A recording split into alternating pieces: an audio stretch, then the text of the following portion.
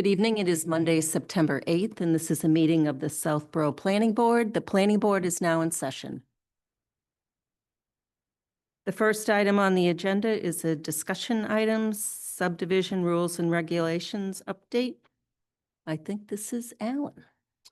Thank you. Good evening. I was able to trade some messages with Bill Cundiff, and we took us a little while to kind of figure out how we were going to proceed on these. So we're having like a discussion with like a threaded discussion threads using a bulletin board system technology here at the town. We've started to make progress on some items about A&Rs, and I was away for a day and a half last week, so we didn't make as much progress as we would have liked, but I think we got our feet underneath us, and we are going to start making more regular progress. So, Thank you. Anyone else have any questions, comments? Thank you very much. The next item on the agenda is a discussion item, 55 plus housing bylaw update with the Affordable Housing Trust. Hi, Doug. Marnie? Hello.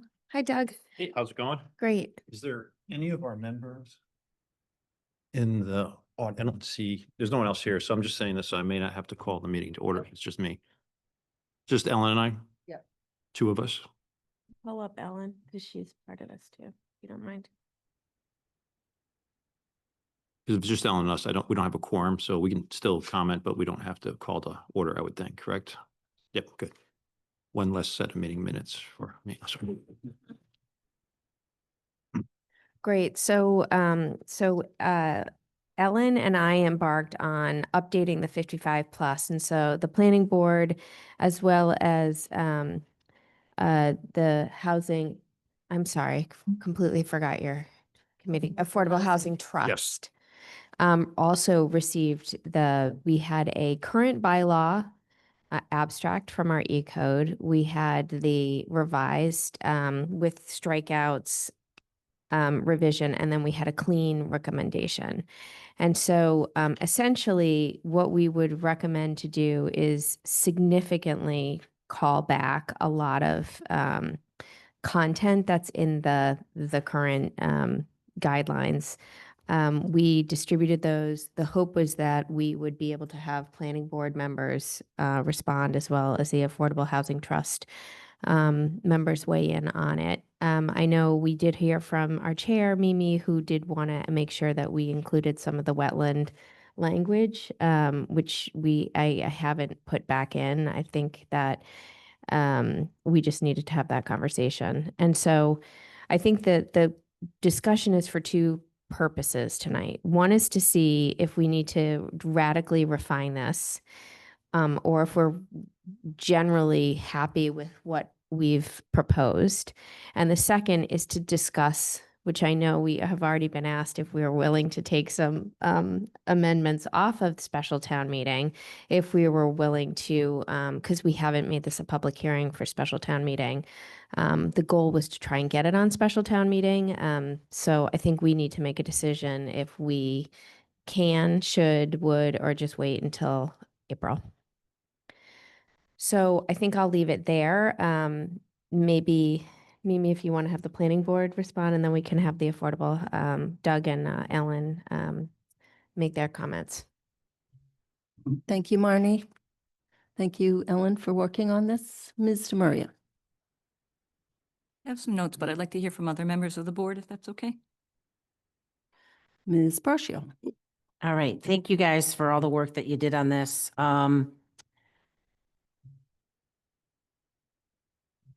I think it has work to be done on it. And I'll give you just a couple thoughts on this. I think in looking at the over 55, for me, the 10% just isn't enough. If we're going to give the benefit of going over 7%, my concern is we're going to end up with a lot more expensive elderly housing in town. I would hope that we could be a little bit more diverse, because that's my fear, is we're just going to end up with a little bit more a little bit more over 55, that's $700,000 or more, which isn't really helping what I would have hoped that this would have done. I would be interested in more like a 25% of the units being affordable. And if even possible, I would look at that 25% and look at doing 25 or 50% of that being at a 60% AMI versus an 80% AMI, because 80% still doesn't really touch the people that would potentially need this type of housing. And then under section 1, where you're removing, where it talks about the number of bedrooms per based on the acreage. I didn't see, and maybe I missed it, Marnie, somewhere within here, I know that this was short, where we were actually going to put a cap. As I read it today and taking that out, somebody could come in and just do whatever they wanted with, which is kind of the benefit of doing a multifamily is, you get to do a little bit more per acre, but I didn't see a cap on this at all either. So, I'd like to have more discussion from everybody on that. I think adding the wetlands back in is important as well. But for me, the stickler for me is the 10%. I personally can't support something that's probably under a 25 based on already adding density to the elderly housing. But again, I appreciate the tremendous amount of work you guys have put into this. I know how it is to do this. So those are just some preliminary thoughts, but thank you. Mr. Belknap. I don't have anything additional at the moment.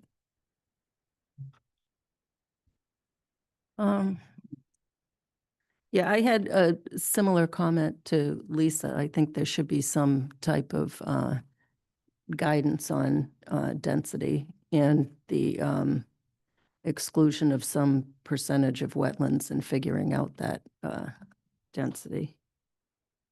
And I saw a note about the AG had ruled against limiting the number of bedrooms, but I found that in reference to ADUs, but is that in reference to over 55? My interpretation was at over 55, but I think we would need to have experts Yeah. to town weigh in and, council. yeah. Yeah, okay.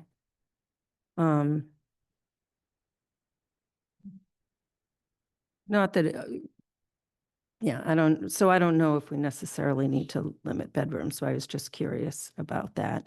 And I know that in the current bylaw, it's no more than 2 people in a unit, but that's universally ignored. If you look at the nosy book, you can tell there are more than 2 people in many of the over 55s. And just personally, I hate elderly housing and over 55 in the same sentence. So I would suggest a little more work than special town meeting in October would only, I'm very hesitant to jam through zoning. So I would suggest annual town meeting. Do you want to comment now, Mr. Maria? Yeah, I thought my thoughts might be a little bit more radical, so I wanted to go last. I think that the Attorney General has been clear in saying that this is exclusionary zoning. And it's not just the 2 bedrooms, but really I think the idea is that communities are supposed to be looking for ways to have, multifamily dwellings that are affordable. And to Lisa's point, I was thinking more like a number of 40%, right? I think, so there was a very important report in 2023. It was put out by a lady named Amy Dane. It's called Exclusionary by Design. And we had some copies, I think here maybe, or we maybe can get some copies, but it really shows how zoning out in the suburbs has really prevented, diversity in housing. And I think that even at the Metropolitan Area Planning Council, where they're talking about equity in housing, they're really not talking about over 55 anymore. And I think they're taking a position that there should be no more over 55 housing. So I even take a more extreme kind of view that I totally understand the reasoning behind over 55. Actually, maybe it should be over 65 since I'm gonna part of that club. But I think for where Southborough is at in many towns, it really has to do with providing affordable housing for families and hopefully multi-generational families. So I don't actually think that we should even put too much effort into this over 55. I think we should re-envision it and figure out how do we get affordable housing in Southborough. So not, just have it be a multifamily bylaw without an age restriction. Yeah, That well, would- I'm one person, but that would be my thought. And I think that, so there is a carve out in the Massachusetts discrimination bylaw for over 55 and the fair housing bylaw for over 55.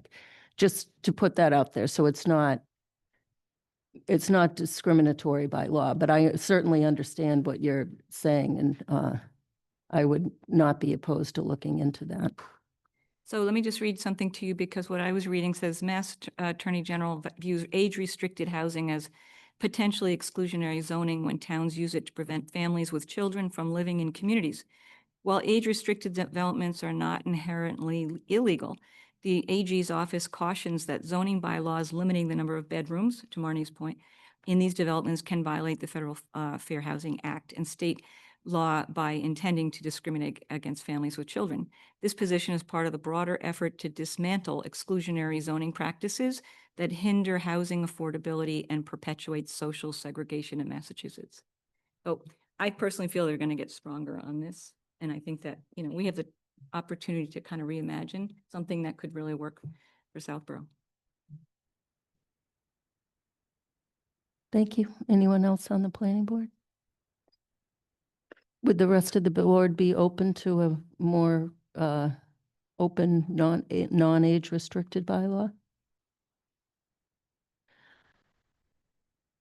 Mr. Mans?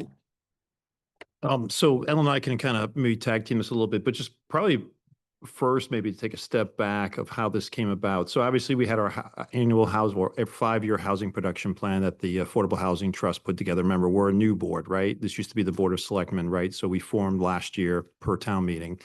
And this is something that was actually brought up even by SHOPSI, the predecessor committee as well too. So it seemed very evident that there was a cap on 55 plus housing that we actually hit pretty fast, right?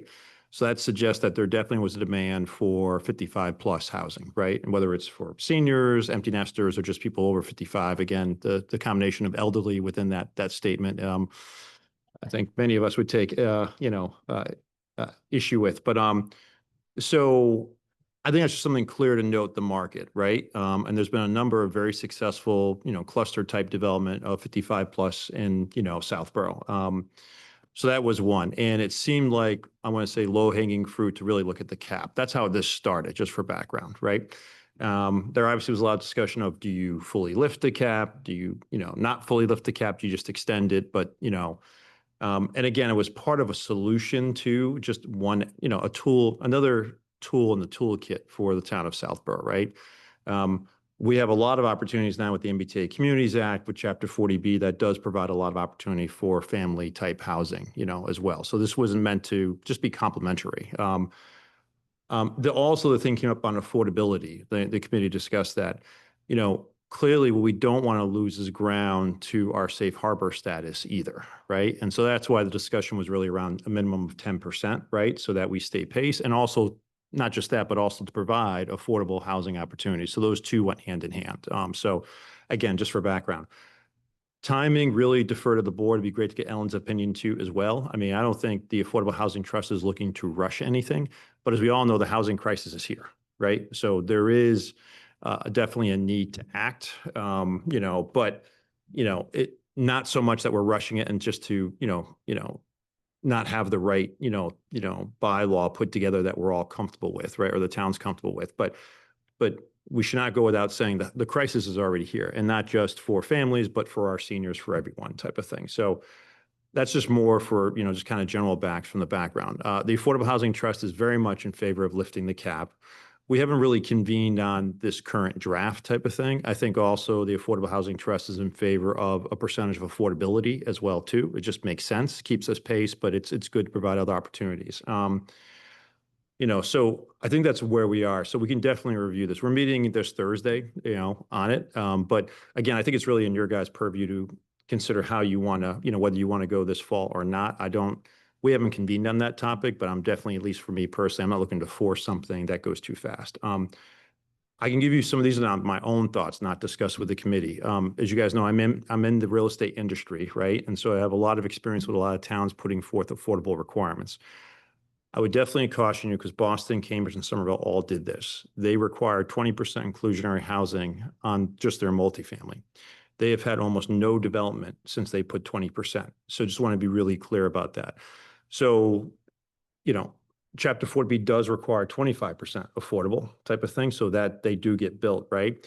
But it's kind of stated upfront type of thing. But just the higher percentage usually means the lower chances you actually have something that's happening. So I'm not suggesting that we don't have affordable. My personal opinion, it has to be at least 10%. Other towns have done 10% at 60%, per se. You don't have to, that's a choice for the board. But I would just tell you, as you start to think about higher percentages, it really is not going to be a tool anymore in the toolkit. So that's something to think about. And that's just from direct, professional experience that I've seen in these towns. So again, open discussion, but just caution that because towns have thought they were going to get a lot of affordable housing. Turned out they almost got no affordable housing because nothing went forward. So I put that out there. Number of bedrooms, I don't necessarily have an opinion on, to be honest. I do know that a lot of people are downsizing, right? And, they, want the ability to have a guest room or, have things like that or an office. But, the AG's guidance is kind of interesting, but I do think the market's probably, people are not going to be building, 4-bedroom, 55 plus townhomes or cottages, they're likely going to be 2 or 3 bedroom or a 2-bedroom plus an office. I just throw it out there. So, I do agree there should be some guidance on density just generally, right? I don't think it was the Affordable Housing Trust, goal of not having density limits. That's really up for the town and you guys to really think about the purview and also for wetlands and stuff. I mean, should be, to have the same protections for any other type of zoning that we would have in place or use. But I would say there's definitely very strong demand for it. It also does help us create housing for families because usually our 55 plus people are actually moving out of a home. Right. And that's making it more available. Right. So it's just part of, and again, it's a toolkit, right? As we all know, we have very limited land left. This also does help with, limiting impact of schools of additional just single family home development. And to be honest, if you have something that could be just not 55 plus, developers are going to probably try to build the most valuable thing, which is family housing or, single family homes. So just, anyway, those are my thoughts, but I might turn it over to Ellen to see if she has other thoughts or comments to add. Ellen, do you have anything you'd like to add? Sure. Can you hear me? Yep. Great. Thank you. Thank you all for the work, Marnie, that we did on this. Thank you all for your thoughtful comments tonight. I think I'd really echo what Doug said that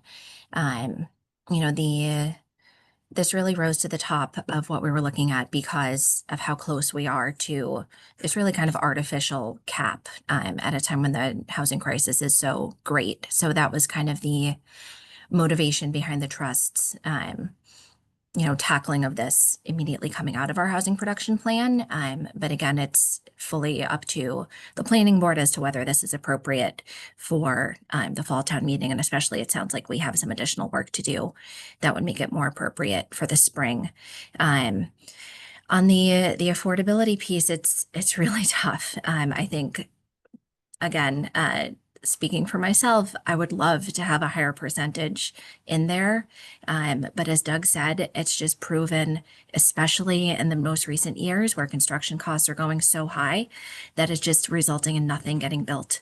And so I think it's important that we find the right level that ensures that we have as much affordability as possible. And then it's incumbent on us to then work with those developers to get the kind of development that we want to see. just going back to Mr. Maria's point, I think, what's really been clear in exclusionary by design and in a lot of the work that's happened in the conversations around exclusionary zoning, that it really is when a town says that it's only age-restricted housing that's allowed, when it really becomes that exclusionary issue. And so I think, as Chair Latrell said, there is this carve-out in the Fair Housing Act that you are allowed to have this type of zoning. I think it is a valuable, broader conversation of, do we want to have this bylaw? We were really coming at it as the most straightforward thing we can do is remove this cap when we're so few units away from it. But certainly open to a conversation about, should we be focusing on how we just get generally more affordable housing in town?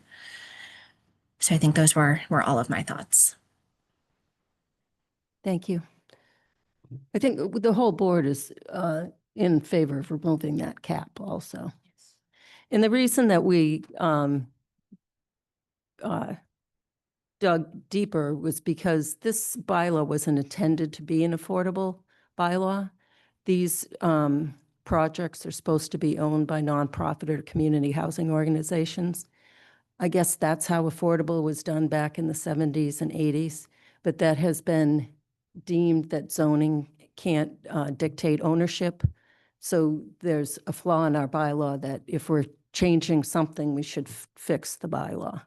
And the language about affordability to various income levels in town has always been ignored. So I think we need something more definitive in there. So I think that's why we, instead of just doing the cap, if we're going to fix the bylaw, we might as well fix the bylaw. No, I think again, this is as a chair and member of the trust, right? I agree with that. And I don't think Ellen will disagree. I don't think we're looking for this group to be rushing into it, right? I mean, I do think we want to get started on it right away, right? Just because again, Springtown meeting will be here before we know it. And again, I do think it, in respect to, the town, everyone, should hear about this and have plenty of time for the discourse to figure it out. Because again, it's a type of housing we need. We also need affordable, right? And so we got to balance these things. 55 plus, I do think is a good thing for the town because we're also trying to balance our finances too as well, right? So limits the impact on, school age children, and I'm not saying that to be exclusionary. We have plenty of opportunities for families to be in town, even more so because of the MBTA Communities Act in Chapter 40B, right? So I think it's just a matter of trying to find the right balance. But again, if the planning board is really looking for this to be a spring, I mean, again, I don't have my full committee here, but at least as one member, and I'll defer to Ellen, but I have no issue with this being till spring. Because again, like you said, if it was just simply lifting the cap, that'd be one thing. But even the Affordable Housing Trust was like, well, we don't want to just lift the cap. We want to at least make sure there's 10% affordable housing as part of this because that's important to us. And but then as you said, you have to get it right. So I think I'd be fine with, it makes sense to me to be focusing on Springtown meeting. It's just really important to us, but we don't want to force it to have something that's not the right way.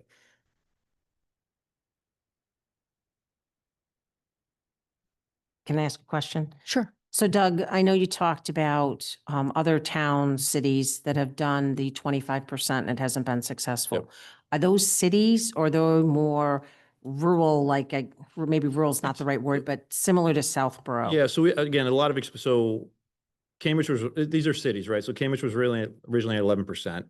They went through a full study. We were involved in the process, just being in town as a developer. But the consultant said, don't go more than 15% or you will shut down your housing production. And they still went forward with 20%. And unless they already grandfathered a project, they really had no new projects of substance, right? They did exclude certain things like less than 8 units, right?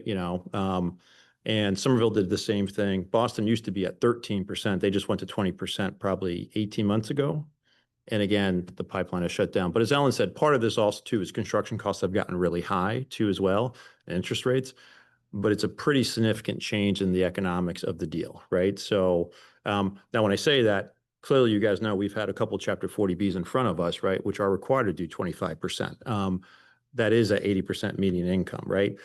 But those are very straightforward apartment type flats, right? I mean, you guys have said it's, simple construction. So I don't know, it's something for the board to consider, but yeah, those examples are really cities from my perspective, right? But I think you can also look at other towns, you know, that are not as big, and anyone that starts getting up to 20 or 20, they're just not getting the production. The numbers just don't make sense, right?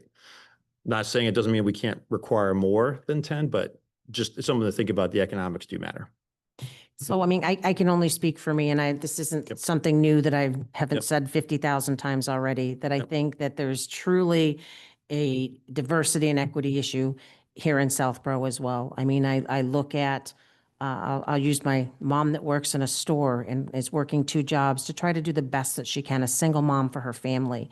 And she's outpriced in Southborough, even at the 80%.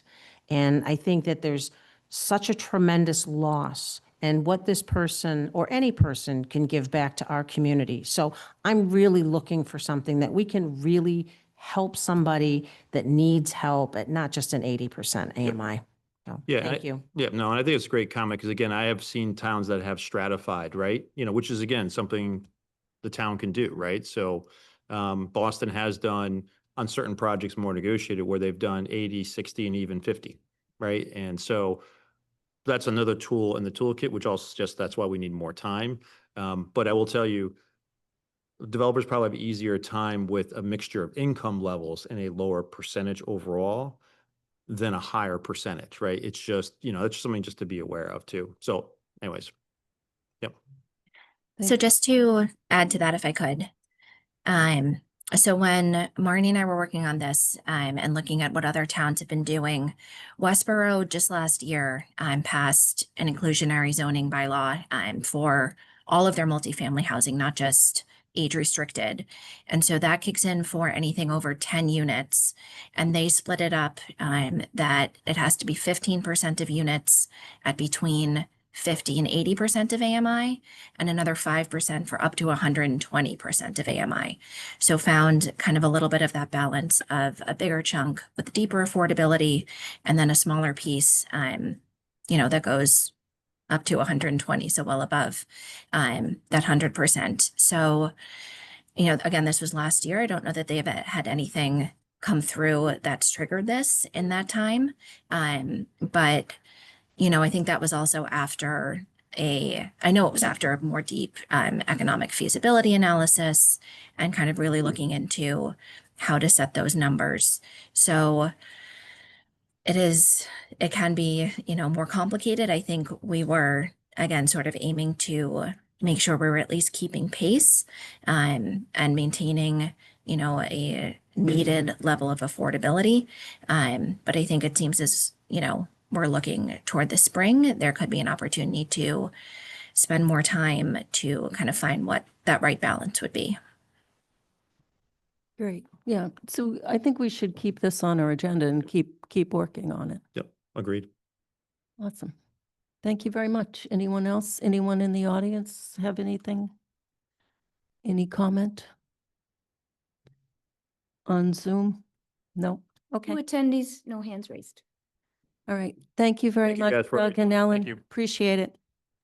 Thank you. The next item on the agenda, native species plant guidance information discussion with OSPC. Karina, can you update us on this?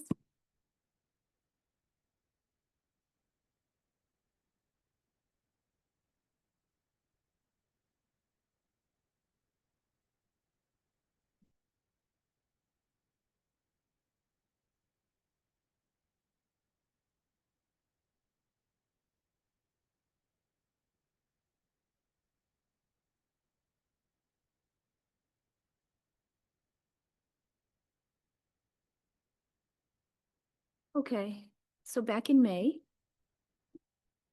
Freddie Gillespie, Chair of the Open Space Preservation Commission, had sent a letter to the planning board defining native plants, and that the Open Space Preservation Commission had adopted native plant standards. We distributed that. And at the last meeting, I broached this as a planner's report in order to start to step this up a little bit and give people a chance and Freddie a chance to speak with their commission and respond. Also, in the meantime, Sam Stivers had approached me and had asked, is there a place on the town website where the public developers, et cetera, could find guidance on straight native species, what type of plants, where to look, et cetera. And Freddie had provided a very nice synopsis, which I thought would be a good starting place to get that on the website so people had something to go to. But there may be a little more to that, I believe, that Freddie wants to express. So we put it on the agenda tonight as a discussion to just get more involved and deeper into the discussion to determine how we should approach this. I believe Freddie and the Open Space Preservation Commission also, and you can correct me if I'm wrong, wants to make some standard conditioning in the decisions that we make when site plans require landscaping. Things that would become like a boilerplate condition, but that would be a little bit more detailed in the requirement. And detailed, I say that with quotes because I don't really know how detailed yet. I understand what Freddie wants to do, but I also know that the planning board, we've been including a standard condition that describes that the applicants and the developers are required to provide straight native species for the projects. So that's where we're at, and it just opening it up for more discussion to determine how we go forward and what the planning board wants to do. Thank you, Karina. Welcome. Hi. Do you want me to give a little overview? Sure. So first of all, the Open Space Preservation Commission started making these recommendations to the planning board in 2017. And I think since that time, pretty much the planning board has been following, we attend the hearings, make recommendations, and I'm pretty sure most of your permits, site plan review, have had this requirement since then. And, you know, so it's not new to you and you're using it. The master plan, I'll read this, had a section for the Open Space Preservation Commission under Natural Resources NR 5.3 for us to develop a policy and associated guidelines, conditions outlining the recommended native planting schemes, collaborate with the Planning Board and the Conservation Commission to have these formally adopted and incorporated into reviews of site plan and permit applications. So I think where we're at is you're pretty much doing this. This is formalizing it, and it's also completely on board with, I guess you said Sam Stivers had sent an email. It was something we were hoping would have happened and probably should have happened sooner so that project proponents know before they get to sit at this table that what's expected. Because they come in with their plans and then they're hit with, they didn't necessarily know that. So I think this is a great step, and having it formalized, I think, is great. Where you're already doing it, and we have recommended pretty much mostly what you're already doing. I think coming up with that language that we agree on, because it is certainly your job to decide what goes on there. But following the master plan, which is your plan, it's a collaboration with the Open Space Commission's recommendation. And we, in our original May communication, I believe we were clear that it wasn't finalized because we wanted to get feedback from you. And there's a few other things that aren't in here, which are important to consider. And I had a couple of notes, like we need to add information. Well, let me step back. We took a pretty broad brush on what, the first thing is what's native. And, you know, depending on whether you're doing conservation work or there's different definitions, because it's subjective. You can draw a line in many different places. For example, Concord makes their native requirements be native to Middlesex County, which, that means you're really limiting. And our point is we use this for our own work, and recommendations besides for project proponents, but you have to make it feasible and usable and attainable. So one thing we had looked into is where are these plants available? And we found out there are many nurseries in the area that will supply these plants, that supply to not just specialty niche little nurseries, but and I don't, like I say, I don't have stock in any of these companies, but like Bigelow's in Northborough, they supply to DCR and DOT. They have large inventories. There's other companies as well that maybe we could supply, I don't know if you can supply a list, but, Karina has asked me, and that comes up to another issue. But, I can make recommendations, or I have, but maybe it would be worthwhile to have some suggestions. But then I don't know if that's not okay because you're recommending one company versus another, and then that can change. But we are confident. We ran into this with St. Mark's when they did the dorm. And one of the first thing their landscape architect said is, you can't do it. We can't get the plants. We said, well, we think you can. And then when they came in for their final review, their landscape architect, who had kind of pushed back hard at the beginning, came in and said, we're here to tell you that all these plants are native to Southborough, and that there was nothing negative in the process once they got into it and understood. It was a really feel-good moment of everyone being collaborative. So we believe it's possible, but I think guidance so that the project proponents know what is being asked up front is really good. And then there's some minor fine points. So not included here is info on cultivars. Because what is a cultivar? Oh, let me step back to, sorry, jump ahead. So we came up with anything native to anywhere in New England as mapped by GoBotany. So you need something where they can easily go and find the answer. And GoBotany is the Native Plant Trust, which used to be called New England Wildflower Societies. It's their database that's been well researched. There are a couple of issues, I kind of wrote about them, that plant names change, and if you put one plant name in or a cultivar name, not a cultivar, a common name, it may not come up. So sometimes I've had to do a Google search to see if there was a new name because I knew the plant was native. But that's minor. But I think for the most part, using GoBotany, it's a one stop, If it's there, you're good to go. And I think you're already using that standard and it's working pretty well. I think, so most proponents come in and speak to Karina before they file an application, and she's alerts them to natives and to GoBotany. So before they sit at that table, they're not taken by surprise. I thought that was what Sam's email was about. So excuse me if I indicated that you weren't doing your due diligence, letting them know. Sam actually just stopped by. I forwarded him your email that included your letter.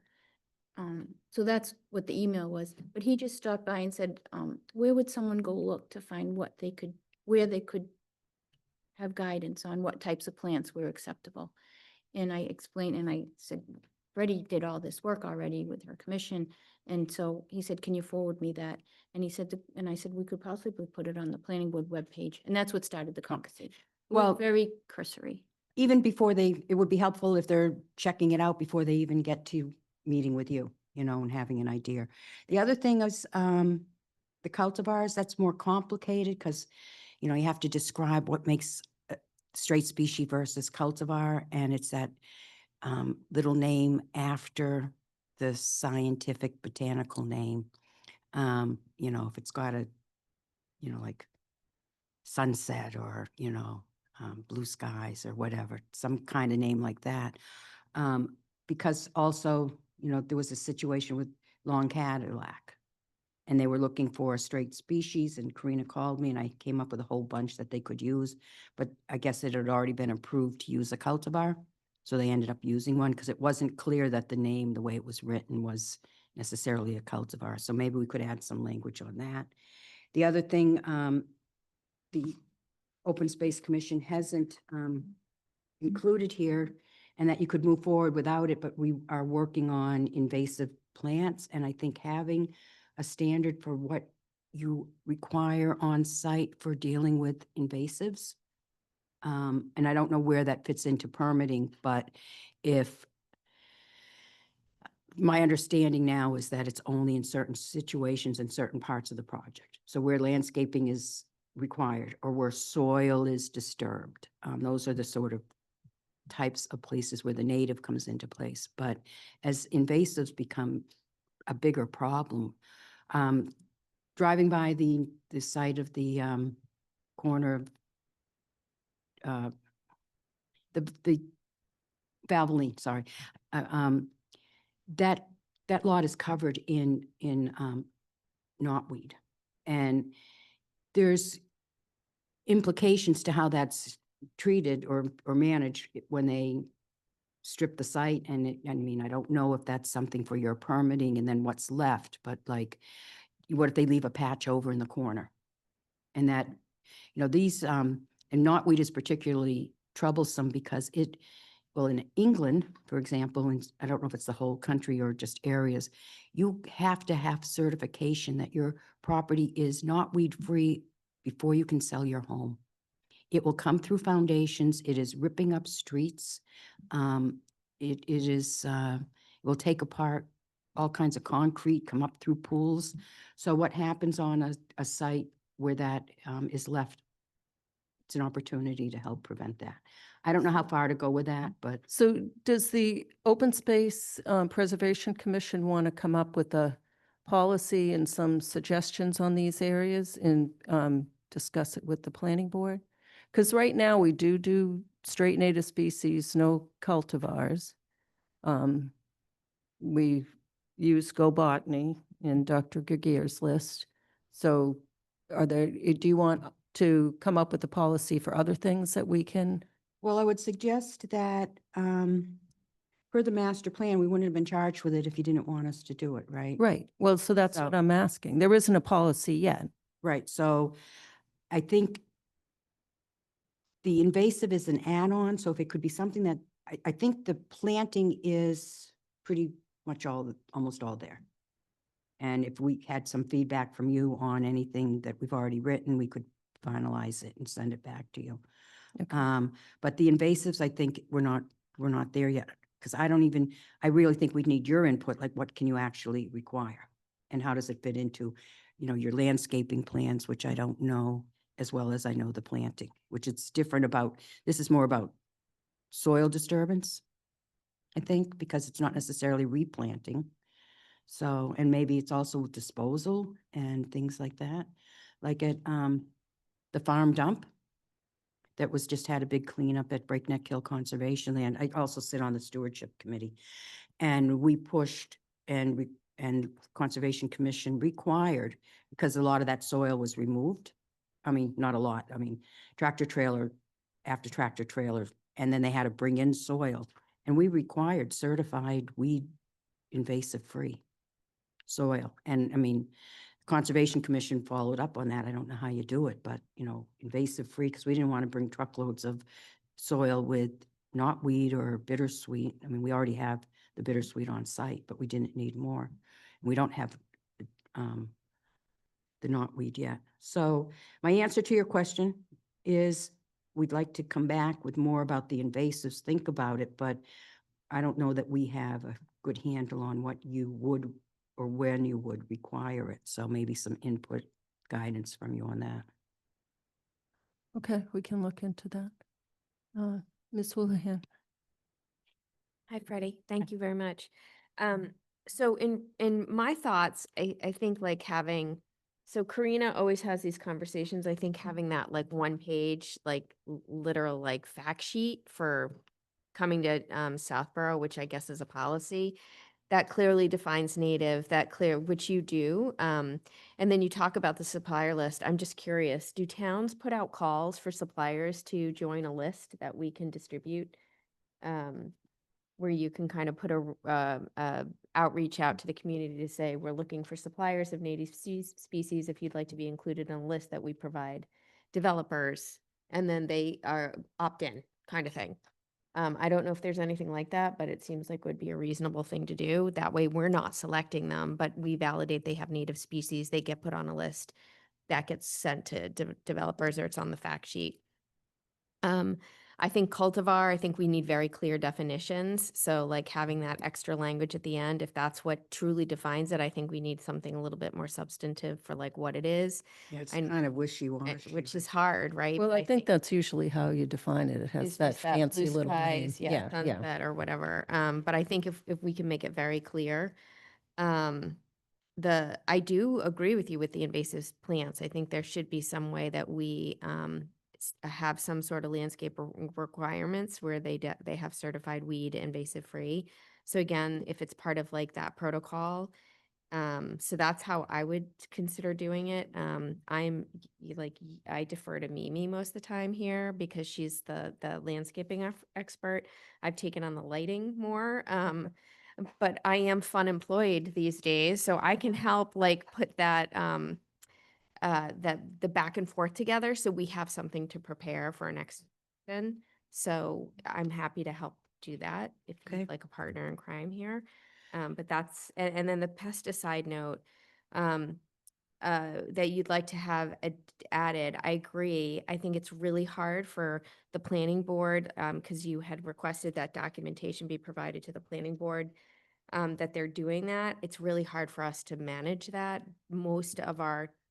I shouldn't say most, we have a good handful of developers that don't even do what they've been approved to do. And it's years later that we find out they've built something that's not right and they have to come in for a major site approval. So it's really hard for us to manage that, but I think if they provide documentation, we can kind of have that in the requirements, but it's going to be hard to enforce. Well, I think you don't get it if you don't ask.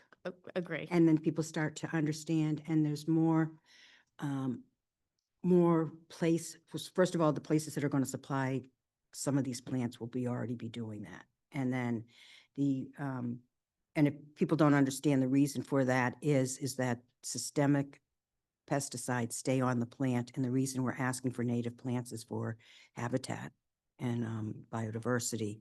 And it doesn't do any good if you plant the plant and then it's still killing all the insects that land on it for some of these 12 plus years later. And it also gets in the soil and other plants uptake it, and it gets in the water and travels. So it's it's a bigger problem, and it is it counter affects the reason why we request native plants. Totally agree. I think it systemically affects our health Right. as well, right? We see a lot of Well, we also, challenges. So. and that's why we changed it. First, it was all no neonics, right? Which was the first heavily used pesticide in the nursery industry.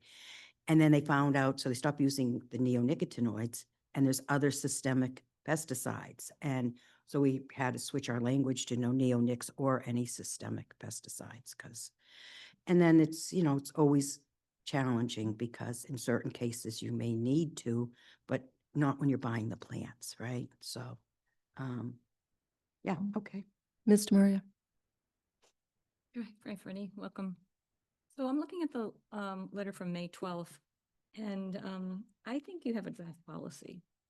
And the way I view it is, like any draft policy, the planning board can refer to it. I'd like to see it finalized. I like some of the discussions that are happening here. I have been thinking sort of on a larger and other things about updating site plans, something I've been talking to Chair Luttrell about and the board. And there's things that I think that Southborough stands for, having to do with, sustainability, some are master plan goals, having, for example, rooftop gardens, bicycle rack, environmental elements that I'd like to see added to site plan. Actually, this is something I'd like to see that's referenced in site plan. But I think as far as the open space committee finalizing the policy, then it's up to us to refer to it. It's as simple as that, just like the Board of Health. I mean, we have a noise bylaw, but the Board of Health had put out one on industrial noise. And we reference it now in our site plan. And I think that's the right thing to do because the people who came together were the experts on that matter, referenced, 310 CMR 710, and that's it. And that's now the policy of the town. So I think, go forward and happy, Marnie, you'll help. I look forward to reviewing it, but I think you have the starting of a draft policy. I think we can start including reference to it in the draft, I think. And we should finalize it. Thank you. Ms. Brascio. Thank you. Thank you for coming, Freddie. Thank you for putting this together and following up. And it is important. It's important in a lot of ways. And as Marnie said, especially for our health. I will say, Marnie, as well, thank you. We are enjoying you being home, by the way. So it makes all of our lives a little easier. So, but thank you. I look forward to implementing this more on a formal level than we are now. And I thank you for never giving up the fight on this and being an advocate. So thank you. Mr. Belknap. Thank you. Thanks for coming in. I think what you've, pulled together is a great draft, great policy. There's not much to not support here. I think providing people the resources to go look things up with a set of clear instructions, it's really hard to poke any holes in this. So great job. Thank you. Thank you. All right, so I'm going to follow up with probably the commission, but with Marnie. And the one other thing I didn't mention is that we did have the opportunity with Ken's Foods to do a meadow, and they're a little bit different. So we want to make sure we, like, often the cover crop so that you get the soil prep done right. And that's not a native usually. It's a annual grass that you can, so we want to be sure that we can not make recommendations for a meadow that's a violation of the policy we submit. And in closing, just, in case anyone's listening at home, or one of the new studies that just came out, like in the past, we told you that insects are really important for birds, and a big study came out that we've lost 30% of our common backyard birds in the last 50 years. Common, not the piping plovers, common birds, 50 years. It's not sustainable, and one of the reasons is because they're starving because they can't feed the babies because they're required caterpillars. A new study just recently came out that we have lost 22% of our butterfly population in the United States in the last 20 years. These are not sustainable numbers, and this is the type of thing that helps change it. And I'd also am remiss that I didn't state at the beginning, the Open Space Commission acknowledges the wonderful work this planning board has done. And I will say, since 2017, many of the statewide groups, and even now Eastern Seaboard groups, is aware of the work that the Southborough Planning Board has done for native plants, and it's admirable. So thank you. Thank you. Look forward to continuing this collaboration. The next item on the agenda is a public hearing, proposed zoning amendment to add major highway major retail to 174-2.b definitions in a use requiring a special permit under 174-8.6 industrial park district. Do you want to bring us up to date, Karina? First, I just want to point out that Planning Board member Alan Belniak had missed the August 18th Planning Board meeting, but he has submitted a Mullins form that was filed with the town clerk indicating that he reviewed all the information of the public hearing that he did miss. So he's in good standing. Okay.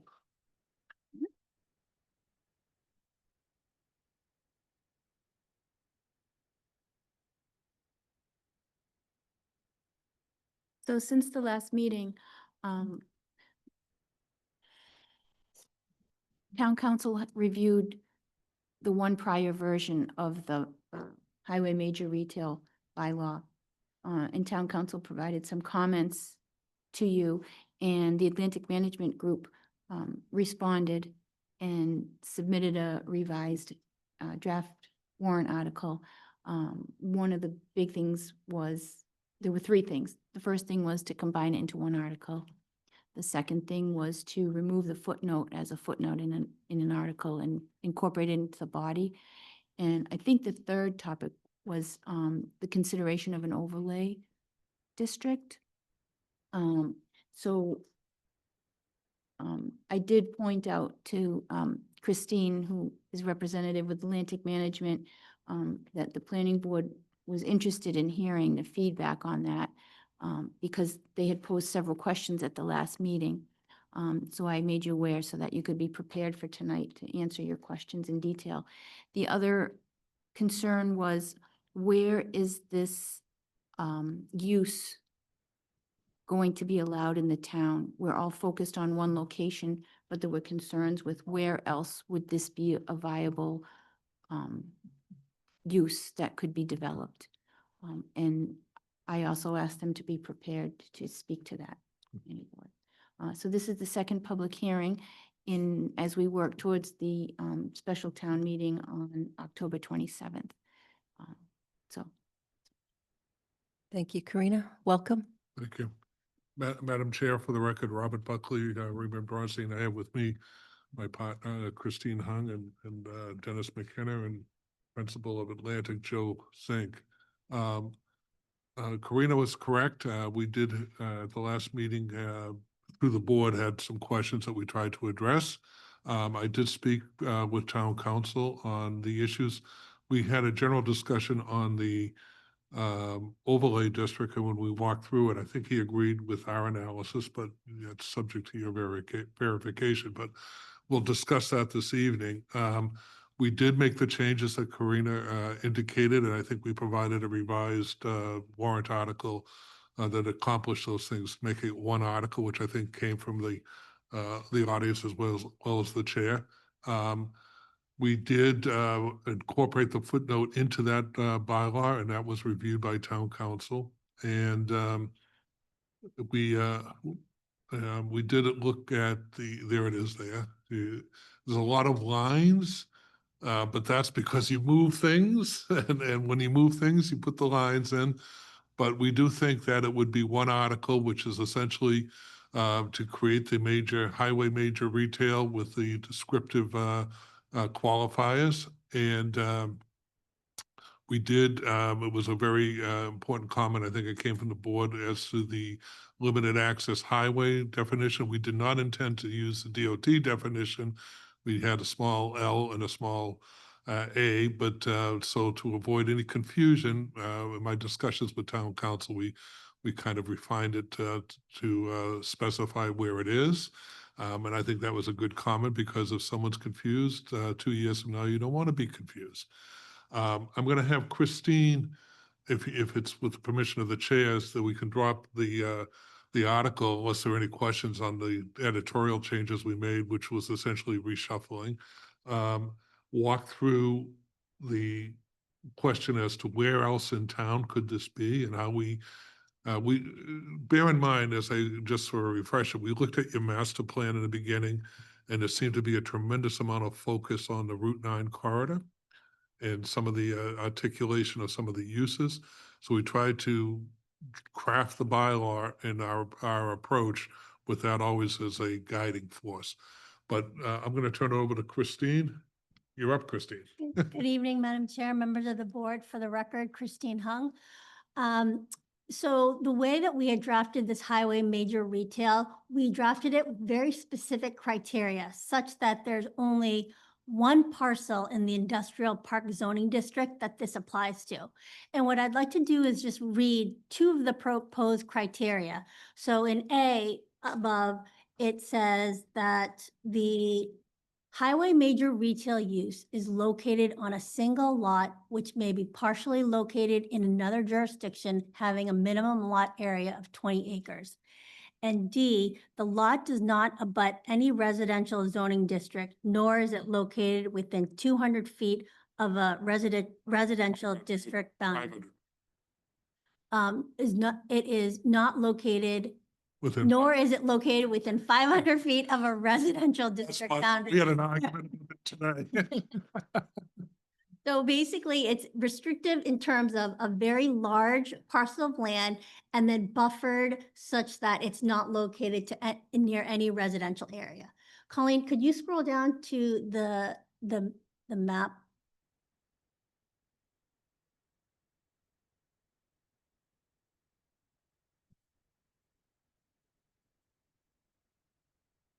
Thank you. So what we prepared for you is, this is the GIS zoning map of the town. And what you can see here is the purple is all the parcels that are in the IP, the Industrial Park Zoning District. So you see all this pink, dark pink, purple. The tan, or, the beige is the RA, a residential zoning district. So outlined with the red, in red outline, are those parcels in the IP zoning district that are 20 plus or more acres. So this parcel right here on this right side is 20 plus acres, but it abuts residential, so that parcel is excluded. As you scroll down, this parcel down here is also 20 plus acres, but part of it is located in the residential district and also abuts it, so that parcel is excluded. This large parcel here, again, part of it is in the RA zone, abuts RA zone, excluded. This parcel right here, 20 plus acres, abuts residential right here, that's excluded. This parcel right here also has land in Westboro. And although it does not directly abut residential, it is within 500 feet. It's 200 feet. It's 200 feet to the RA, so that is excluded. Across Route 9, this large parcel where the Ken's warehouse distribution, 20 plus acres, abuts residential, as are these two lots up here. They are 20 plus acres, abut residential. Our locust property at 21 Causland Drive is 20 plus acres when you include the Westboro parcel.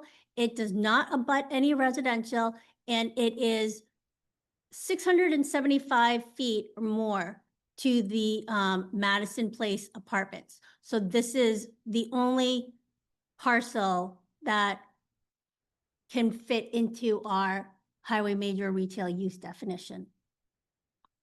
So that leads to the conclusion of the argument that why not an overlay district? Since there's only one parcel and one use that we're assigning to the existing IP.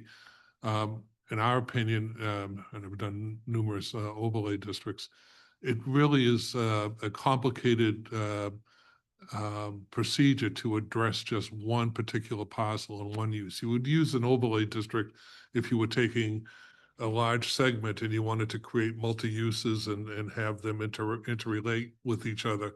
Here we have one specific use that can only be used on one specific location. So in our opinion, using an overlay in this instance really wouldn't be an appropriate way of approaching zoning. Thank you. Ms. Houlihan. Thank you for addressing those questions. One question that I have is around primary egress. So the way that this lot would be designated, your egress would be onto Crystal Pond through frontage. It would be off of, is it Washington? It comes off of, there are two roads right there. Causland? Causland, and then there's a street that goes across, but Crystal is an alternative access that exits to a light. Yeah, isn't that right? And then Causland is right there. And then it wraps down out to Route 9 at the intersection where the lights have been placed. Crystal Pond, isn't it? Yes. So then there are numerous issues, ways of accessing the site, and we would expect that during the site plan special permit hearings, we would go into detail as to where the building would be sited and what the access would be in a circulation. Because some of that would come in through Westboro, right? Would that? No. No, it's all All Southboro. in Southboro.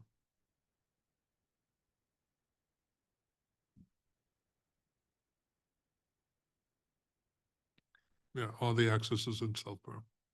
And part A, where you say which may be partially located in another jurisdiction, how are you defining The jurisdiction? jurisdiction is the town.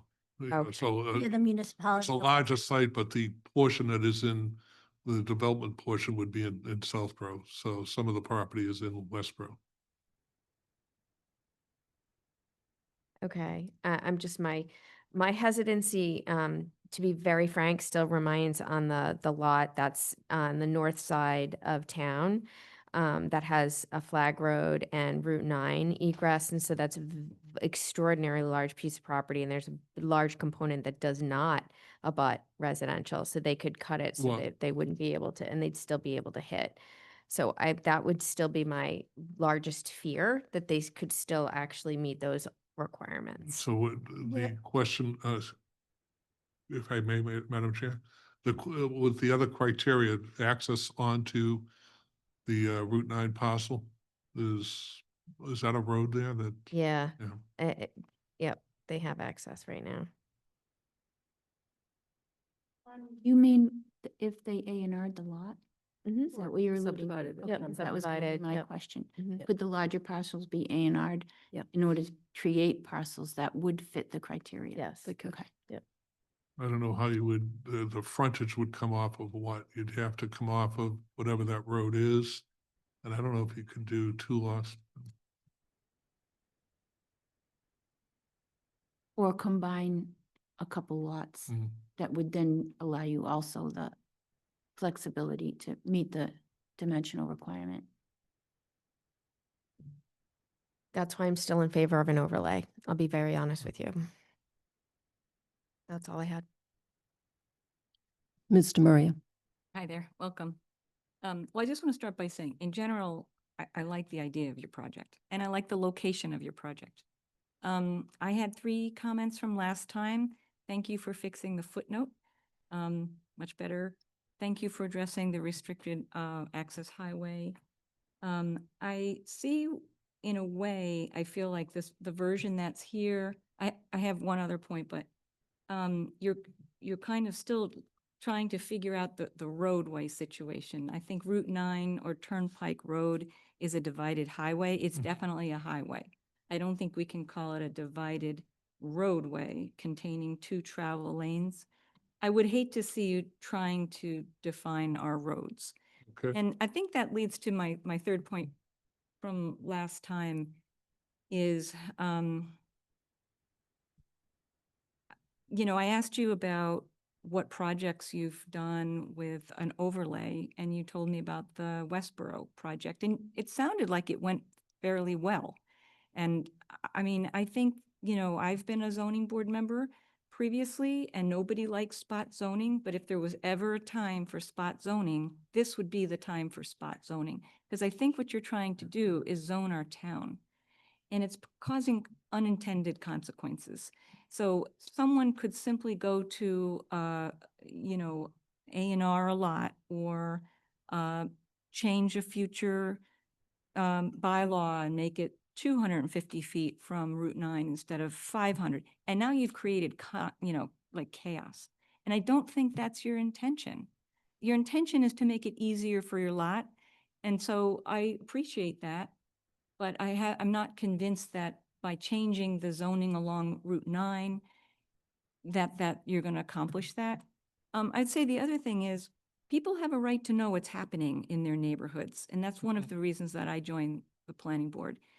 We have just gone through a bunch of things as a town where neighbors who, you know, came to the planning board to say, you know, they were hearing about things for the first time, whether it had to do with our MBTA communities or even the location for where a new school may go in the future. So I think we have to recognize that you're trying to get to special town meeting in October without talking to residents who might be upset by this zoning that has nothing to do with the project that you're trying to do. You have a location and you want to do your project. And I think that the planning board is willing to work with you on that. But I don't see why we are putting into play all of the IP, especially when you're talking to the planning board and you know that we have a potential zoning change on the IP district. So I find that just kind of peculiar that we're just kind of pretending that, you know, you're coming in and you don't recognize that you haven't spoken to any neighbors. Nobody's received a postcard. Probably people don't know. They're thinking, oh, that's the Dell property. That's not near me. But this could impact someone who lives near the IP, you know, industrial park. And if you, I know we're not completely zoomed in, but I know that you've looked at our maps. When you zoom in to some of those other industrial park areas, there's neighborhoods behind there and they could be impacted. And I think what we're here to do is protect them. Zoning is about safety. So I really like your project, to be honest. I'm happy you're here, but I really object to you trying to change the zoning in our town. And I think we have to stand up for the people in town. So I would like to really talk to you about an overlay. Because as you know, we just went through this big project on an overlay and it took 45 meetings to get to the point. We still don't have people that are happy. And that is what you're facing. I just really want to be honest with you. No, I understand that. If I may. Yeah, sure. Can I respond? First of all, I'm not worried about spot zoning because as we started out in this process, what we're proposing here is consistent with your master plan. And the cases have indicated that the development, if it's consistent with a master plan, is not spot zoning or contract zoning. And the courts have held that. This is consistent. In essence, it is mixed use zoning in an isolated area, and it's targeted for one particular lot. That's right. We fully intend to reach out to the population of the town. We're just waiting for the recommendation from the planning board to move forward on that because we don't have anything at this point that we can. We don't want to get ahead of the planning board and say things in a private forum that comes back to the planning board. And I understand that. You hit the nail on the head with respect to the overlay. Overlays tend to be complicated. And if you had 45 meetings on an overlay, Yeah. That was state mandated, maybe. oh, no, I understand that too. Hope it wouldn't be I've done a lot 45 of meetings. MBTA and I understand all the arguments.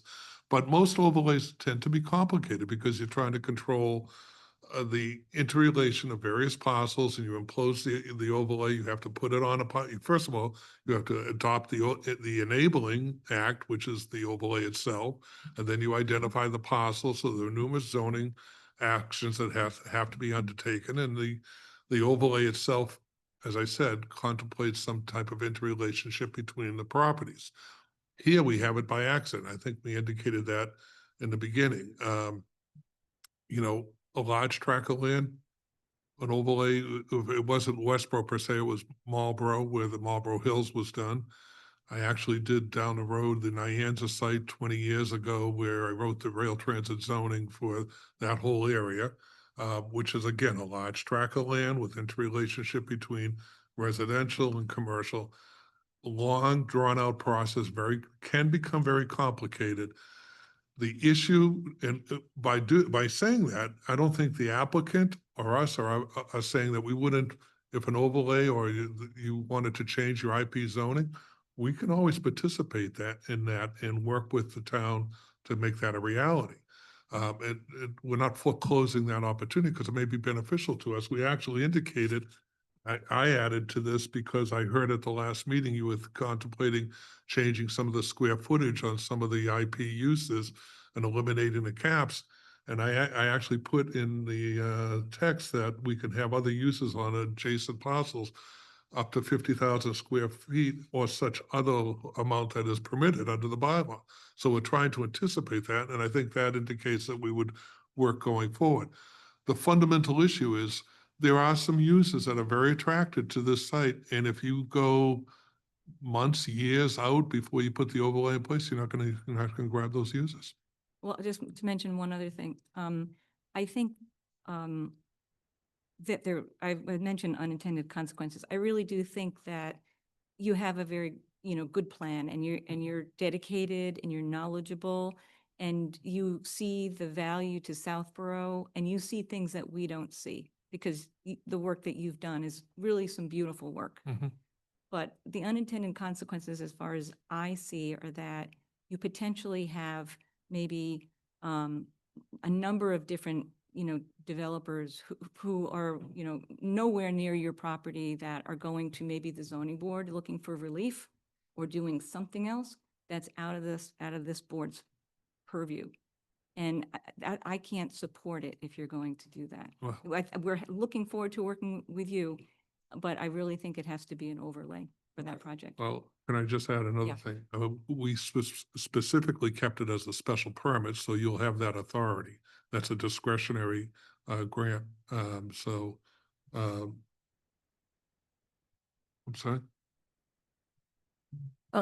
The zoning board of appeals is a special permit granting authority Well, unless, but I- unless it's specifically called Well, out. what I'm for the talking about is planning the board. town. The town has that authority, but Yeah. I'm not going to get into jurisdictional issues, who does what, but the town has the authority to grant a special permit, which is discretionary.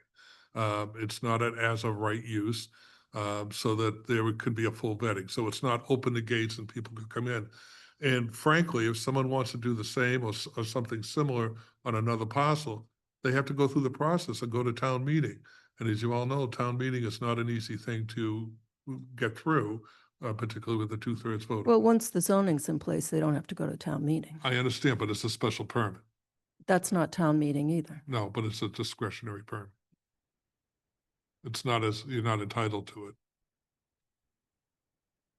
Just a comment, it's a discretionary permit through an appointed board versus the elected board that the planning board is. So I'm in full support of with what Ms. Demiri is saying. I still am very much of an advocate for an overlay. Ms. Braccio. Thank you. Thank you for coming. I do think people are talking about this in town now. I think that the site is known. I spent a lot of time thinking about, I understand, my fellow members on the overlay. And I tried to think if there was a way and try to find a way that might alleviate the concern that's there. And, one of the things I thought that could be added is under C. The lot has frontage on a public or private way. And again, the language, town council would have to come up with better language. But one of the things I thought was the lot has frontage on a public or private way and egress on a non-scenic public way. If we limit, Is that as defined in the state scenic road statute? yes. Yeah. So for me, that would alleviate a couple of these sites that there can't be egress on a scenic road. For me, I think that might be a good alternative to an overlay. I think that alleviates the concerns because there's a couple sites on here. The Ken site, it abuts Deerfoot, it abuts neighborhoods as well. Deerfoot's a scenic road. So again, same with Flag Road. So I would ask my fellow members to maybe consider that, if that might be an acceptable solution versus an overlay. I mean, obviously, it is allowable and, town council could work or, you could come up with language. But I think for me, that would alleviate, that was my biggest concern all along. And that's some of the comments and the feedback I've gotten from the public are concerns about other sites and how we could possibly mitigate that. So for me, that's just something to consider. Madam Chair, if I could, I assume Crystal Pond and Causland are not scenic ways. So we would have no objection to saying. No? I would assume we'd have no objection. List of scenic ways on the town's website or designated scenic ways, a list. I guess I shouldn't say they're not.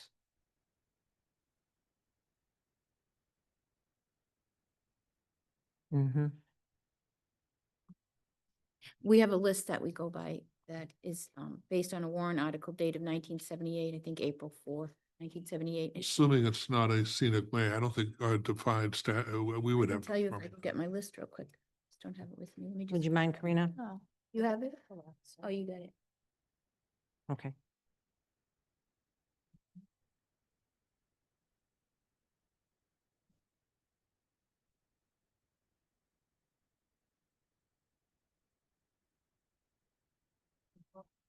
Goslin? Washington definitely isn't because that section is new.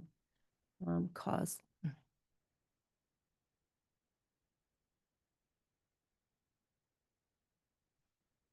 I think the EMC development, industrial development there was in the 2000s. Well, but I don't know what roads were already. I seem to recall that too. It was like 2004 when Dell went in. 0102. If I can find the list. Yeah, this shows Causland is not scenic. It says portion 2018. So is that also, that was rerouted in 2018, Causland also? Washington was, but there is a piece of Causland that is private. It's the northerly piece that's There's public. a specific list. Oh, okay. Right, so from Washington Street north, There's, Causland is public, and south of that, it was maintained as a private way by by Dell EMC. So this is, it's not a, yeah. not a so- scenic. Not a designated. Yeah, assuming that's the case, we would have no Yeah. problem. So again, that I'm just one member, but Yeah. that I've tried to find a way to alleviate some of the concern that I've heard, and that is allowable. So I mean, I'm one member, you know, it's up to the rest of the board as well, but I know that there's a lot of talk, and I think this has great potential for Southborough as well. So And Madam thank Chair, you. if I could, we have spent a lot of time structuring a public outreach campaign. We're chomping at the bit to get going on it, but until we know we have an article that's going forward, and we just have been waiting, but we're ready to go and have public outreach. Thank you. You all set, Ms. Braccio? Mr. Belknap? Thank you. Thanks for coming in and updating us. I only have a couple things. First is just one board member's opinion about the public process. I actually appreciate the order you're going through with it now, because I think if you were to have a public meeting and getting people's opinions before, I think the exact opposite could be viewed negatively. Wait a minute, you don't have anything yet. Why are you looking to do this kind of outreach, right? I think I think each way has its positives and negatives. But my opinion is of the order you're choosing it now is fine. The one question I have, and this is just a clarification because I don't think I understood, which is we talked about an A, the highway major retail use is located on a single lot, which may be partially located in another jurisdiction, having a minimum lot and such and such. So are you saying that if there is a portion located in another district, that portion can't be developed? Or is it just, It wouldn't be developed in accordance, you couldn't grant a permit for it because it's in another jurisdiction. But because it's a large parcel and a lot, a portion is in Westboro, but it's not being developed pursuant to this, so. The development portion would have to be handled in Southborough. The permits would have to be obtained in Southborough. okay, all right, thank you. I think that's there because it's not 20 acres in Southborough. Yeah. It's Yeah. less Yep. than that, but It's the like- whole lot It's like- together is yeah. 20. Yeah, you take the totality of the lot, the land in Southborough and Westborough to combine it to equal 20+ acres. Okay, yeah, that helps. Thank you. That's all I have. Thank you. Thank you very much. I think it's very exciting to move forward with different zoning in that area. It's been vacant forever and ever.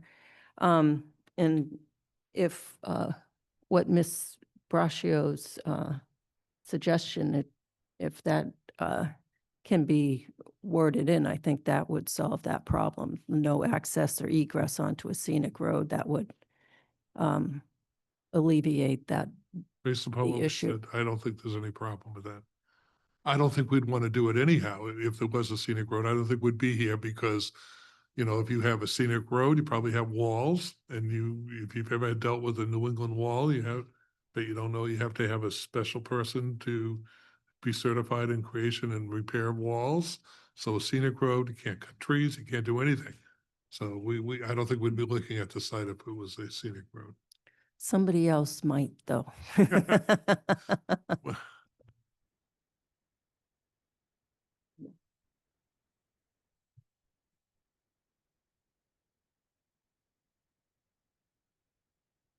Egress, access, egress, Right. and egress.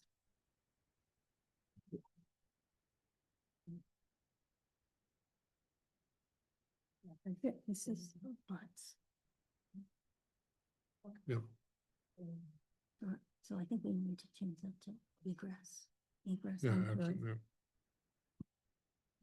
Any comments from the public? Tim Woodland Road. I guess I should say that scenic roads in Southborough are weird.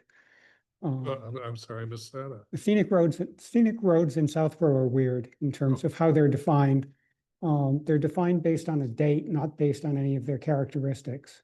So some of them might have stone walls and some of them don't. Some of them you might look at and say are ugly and they're not particularly scenic. There have been various attempts, I'm not sure they're all done yet, to try and change how how they're defined, or which roads are scenic and which roads aren't.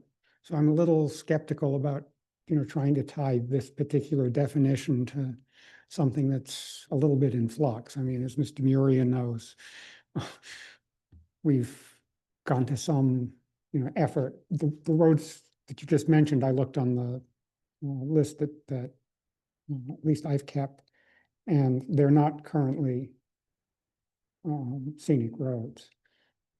But that seems like sort of a peculiar way to try and define this.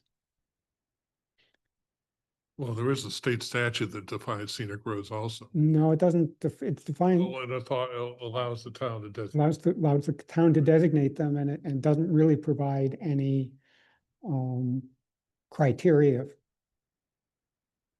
that are, at least none that are meaningful to me. So I hate to rain on Lisa's parade, but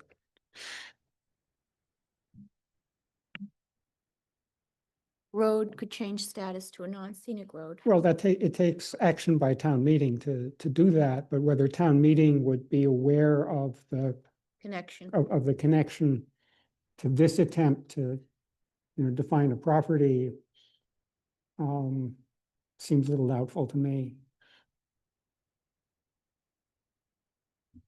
Madam Chair, may I?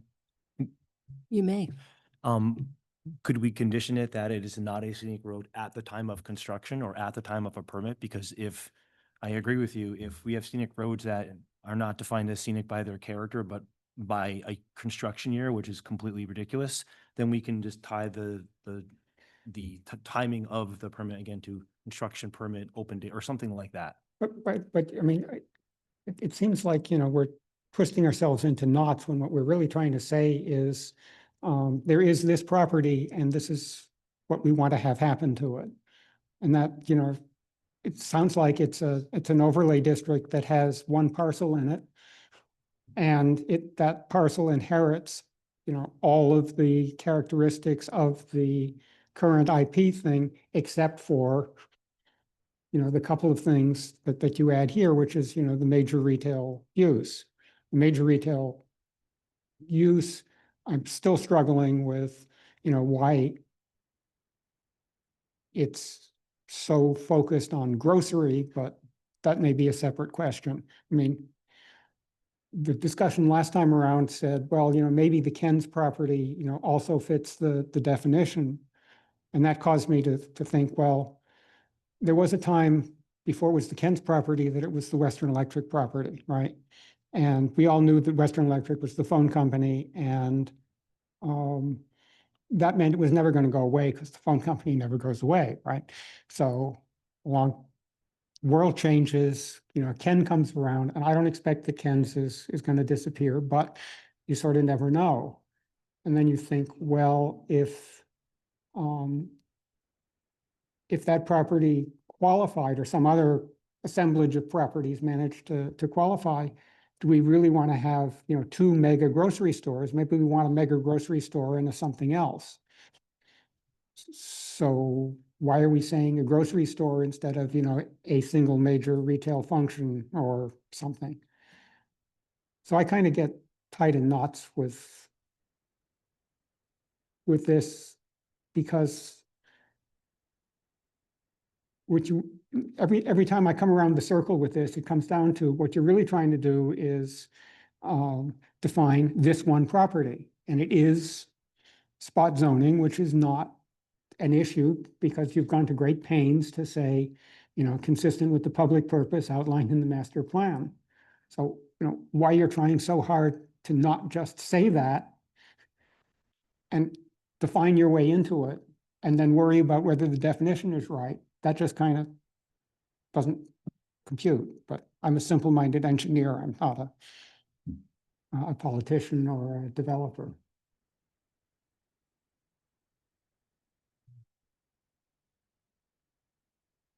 Thank you, Tim. Marty? Yeah, just a quick question, Robert and Christine. So I understand you had a conversation with the overlay. So the overlay process is exactly the same as the zoning process. So what is the hesitation Well, for you? because there's usually there are two steps to an overlay process.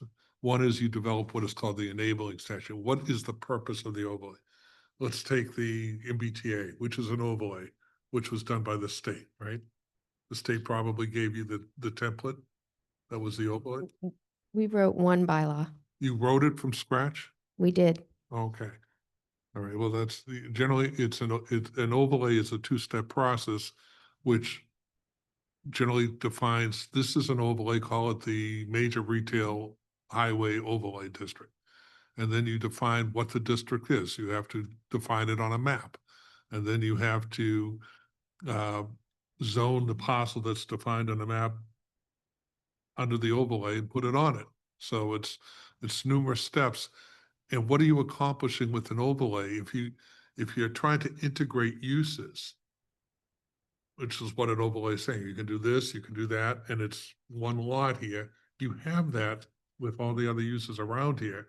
And by putting the caveats on this definition, in many respects, you're achieving what an overlay would do to say, we're taking this site and we're focusing, we're intensifying the focus on that site to only permit it if it satisfies this criteria. I think you accomplished the same. If you were taking it and saying you could do an overlay, you could do this major retail overlay on any property, IP zoning district property that abuts a divided highway, then that would make some sense that you'd say, okay, we could do it here, we could do it here, we could do it here, but you have to come back and go through the process to do it. Here, there's one site that from a design standpoint mitigates the impacts. The location is ideal. The criteria that we have corralling the use have been well thought out, and we're saying this is the right site for this use with these caveats and these conditions, and these will govern the use and operation of the site. It just seems a simpler process. And if you all know, going to town meeting, the more you complicate it, the more people get confused, and a 2/3 vote I always tell clients, it's a very difficult vote to get, because all it takes is one person to ask a confusing question, and the normal reaction is stop the carousel, no. And it doesn't take much. So what we tried to do is target this site, look at what your concerns were based upon the historical documents, your master plan, an outreach to get some sense of what was needed in this community, what the topography of the ground was, and say, we could put a use here that's in your IP, consistent, it's commercial. It has to the naked eye, someone looking at it would think it was a overlay, because you do have multifamily residential down the street. You have some industrial, you have some commercial. It's a great location, but put some collars around the use so that it is a very targeted and controlled use. And I respect the view that even though it's a different board, it still is a special permit. And a special permit is a discretionary use. So if someone wanted to go and get a use, they have to jump through that hurdle of getting a special permit. And I don't know the politics of the town in terms of one board versus the other, but a special permit is a discretionary use. It's not as of right. You have to satisfy the permit granting authority. And that's why we put all these criteria in. So thank you for that. I've been a member in town for 23 years. I've attended town meeting for 21. I've been planning board member for 6. I actually do believe the overlay, as what we represented with MBTA, I personally presented it. I think we can make it very simple. And I think I know our town, and I think that we can simplify the process with an overlay by trying to convince of spot zoning. I think it sets precedents for other developers, other legal teams to come forward and change our zoning when we are really trying to manage our own zoning. And in all due respect, this is our town, No, and I would like to proceed with an overlay, and I'm one person. But I thank you for your comments. Yeah, I think, so personally, I'd like to see this past town meeting. But if there's another parcel which is very touchy that could also fall under this, it's not going to pass town meeting. That's all. That's why the overlay was suggested, how does the overlay give you that protection? because it would just be in that area.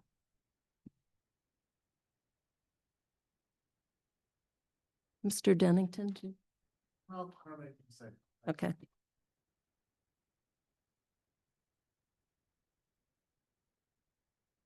And just another comment, I completely support this. I think our town needs it. I think we need the tax. I think it is a wonderful opportunity for us.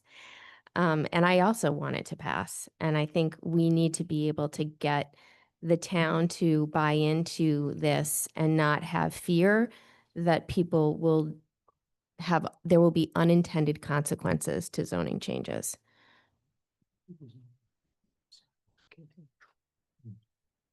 Ask a quick question of you. So in the, markup version of the bylaw, the very last sentence says, for purposes of this definition, a lot directly abutting a highway major retail use shall be deemed to include a lot or lots that may be separated from the lot containing the use by a public or private way.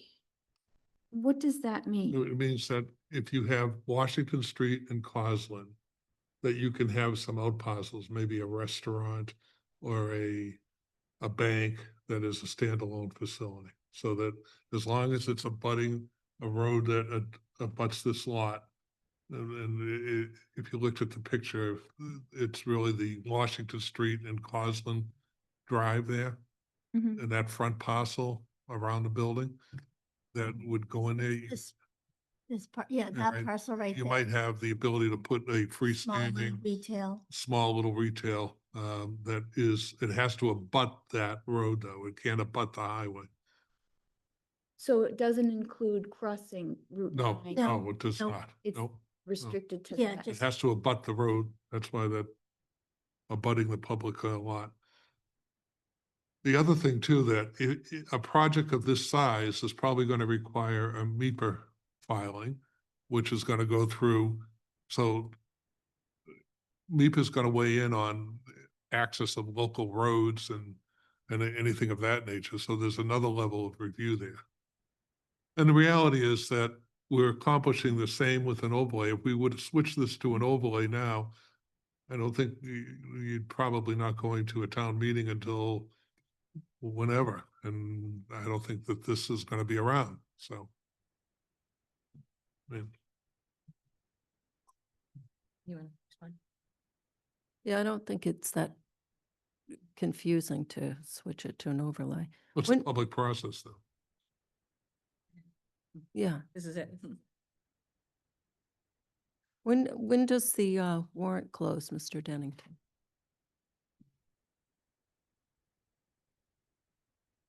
I can tell you when we're going to finalize the warrant, but which is the first meeting in October. So our upcoming meeting a week from tomorrow is, no, that's when we really should have things final. The legal notice too. Madam Chair, may I ask a question? Okay, so since you had done an overlay on the Westboro project, right? Have you, I think that was the one in the hand. Marlboro. Marlboro was the. Yeah. other one? Oh, yeah. Was there something that, did it take longer than some of your other projects, or was there something that you were thinking, you could avoid by doing it this other way with changing the zoning? Is there something that you can tell us that could help us work with you on an overlay? Well, I could tell you two things. It did take a little, an overlay takes longer because you are interrelating various uses for a comprehensive project. The other fundamentally, the issue here is there are people that are entities that are very interested in doing something on this site that other communities are looking to attract them also. And that this was the quickest way to achieve what we figured was the best way of getting a use in here with the caveats, as I said, that would satisfy that that demand. So, but the quickest way would be past town meeting, right? So if It's we're the in, quickest way to get to town meeting. to get to town meeting. I mean, I think what you're hearing is that you have the planning board support, and I know you have the select board support. If you would do an overlay, you have both boards' support. And the details are sketchy. There's no traffic study. There's a lot of faith, but I think, to be honest, for people, who So this is just zoning, it's not a project. right, for zoning. Mhm. Yeah. Yeah, just the zoning. But I think for people who are attending town meeting, it's much easier for them to say, oh yeah, I know that property. That would be a good use. Right? And it's this other part that's kind of, I think is, associated, consequences that will scare people. You're hearing that right now from the board, that we know about people who will be afraid of that and who will be concerned. What's the fear again? Well, so firstly, we don't have a lot of people here right now. Right. So people don't like knowing that someone's talking about changing the zoning in their neighborhood without them being told that. So right now, I think, haven't read the blog, but I think that people are knowing that this is about the Old Dell property. So they're not thinking, oh, could that be Ken's, or could that be the Flatley property, or could that be this other property? They're just not, they're going on with their lives and not thinking, I have industrial park behind my house and I'm only X number of feet away. So that to me is, I think, one of the things that, is difficult, because I wouldn't want to see people upset and, and have say, boy, the town didn't warn us about that. Because I'm still not convinced that it's needed. I think that we could help you. I think this is a pretty quick process. Maybe, you've spoken to town council or something, it sounds like already, but, if you could maybe think about the overlay, we could start thinking about how quickly, it could be put together.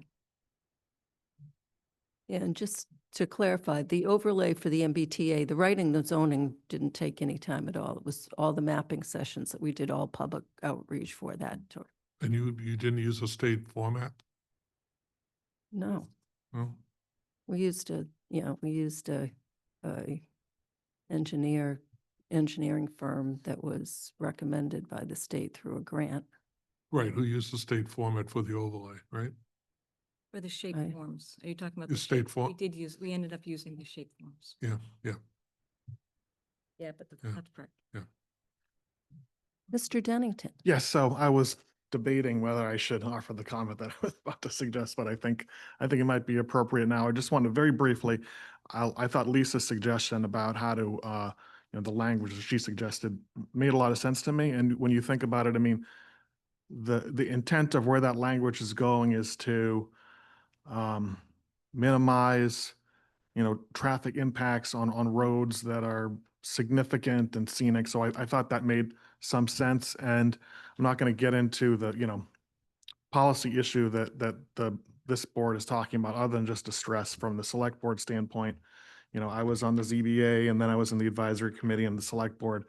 So I have an appreciation of the fiscal impacts of some of this stuff. I mean, this is a significant matter for the town, that the project that's under, this is a zoning proposal, right? So the project would still need to go through a special permit, but it has significantly potentially positive impacts for the town. And we just see, we appreciate our long-term fiscal challenges. And, I know I moved to town in 2013 and think of just the lack of significant development along Route 9, and I see the negative implications that's had for the town and making decisions about, you know, uh, you know,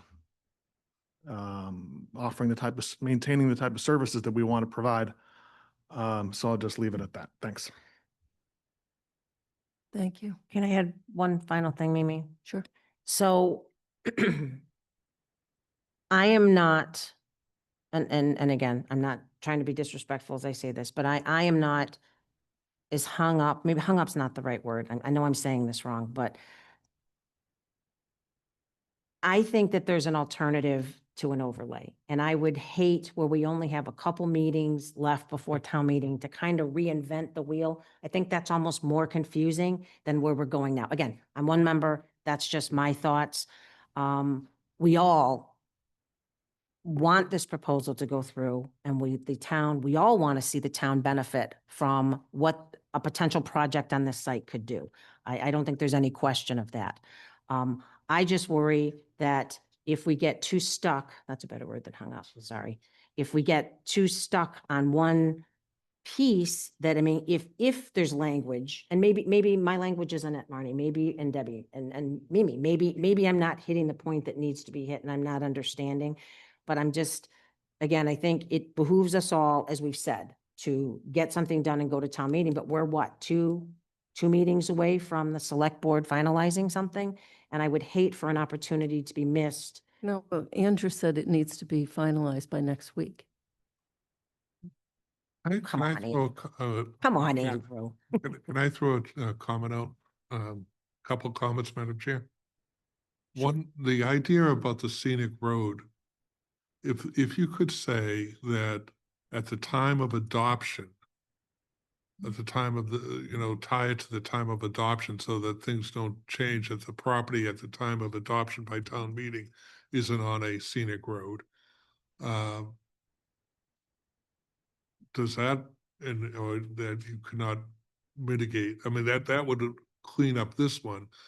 If someone wanted to do that large parcel, which just seems to be the one of concern, that one right there, is that what people are focusing on?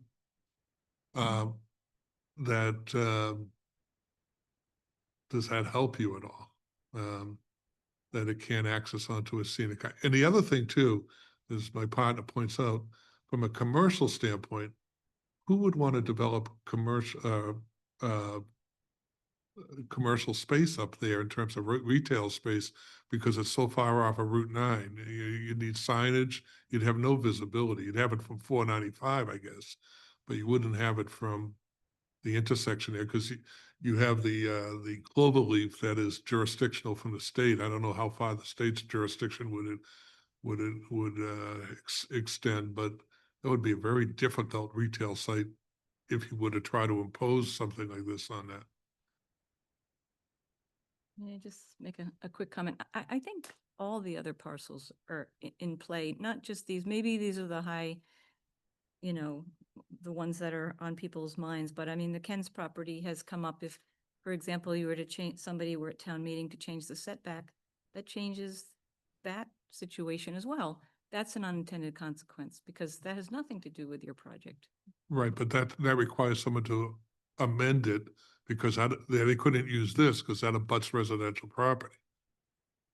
But they would have to amend the zoning to permit that, which would be a 2/3 vote. And from a public policy standpoint, the argument would be if 2/3 of the town meeting members or participants decide to do it, that's the will of the people. I hear you, and it could happen at this Right. next town meeting. Right. I mean, I think it's simpler.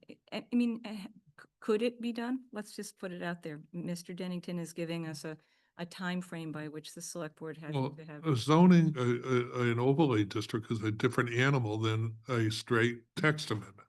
So you have the public process. You'd have to submit it, have public hearings on that bylaw, which hasn't been finalized, and you've got less than a month to do it. I don't know how you could do a statutory hearing on it. So just get some clarification on that, because we're in the middle of the hearing process.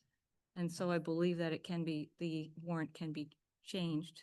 It can't be expanded. I mean, you'd have to get town council. to be reposted. Yeah, you'd have to do reposted, a new yeah. legal notice. It's a totally New different legal animal. notice. It's a different animal because you're not doing a text. We didn't do that with MBTA. We didn't repost.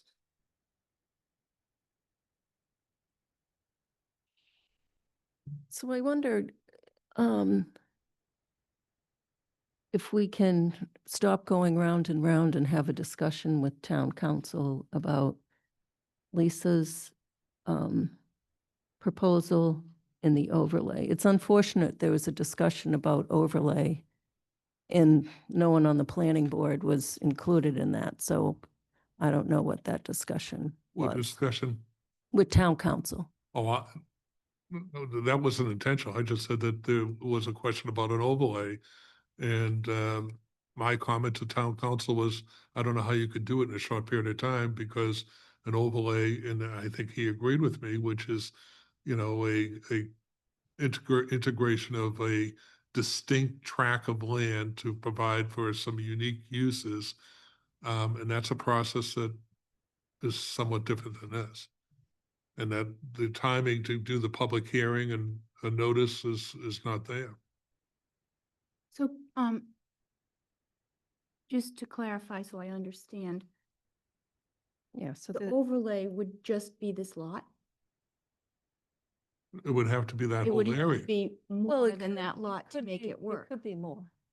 It doesn't have to. Right, but so We that could I just, say so it's that the whatever. Yeah, public that's is where the- clear, an overlay would not just be that parcel, it would have to incorporate. So that was my question about the last sentence in the draft bylaw, right? If your primary project is here and there's avenues that adjacent lots. Yeah, you'd have to the reformat it so that the overlay would extend So the definition that was. a longer the overlay would be a greater area which would permit the integration of those uses. Yeah, it's true too. You can, but the other thing is, Joe points out, the other parcels aren't owned by us, so you'd be rezoning someone's property without the, you can do that legally, but that creates other issues. That's why, Yeah. that's why I'm bringing this up, because I don't know the ramifications of an overlay outside of that parcel, right? So, I mean, how you go about doing it, can you expand an overlay outside the parcel, the subject parcel? Because the definition is that they can use lots abutting the lot for the peripheral uses Right. of your primary. You'd have to Business. extend you'd have to, that's why I said, you'd have to define the parameters of the overlay.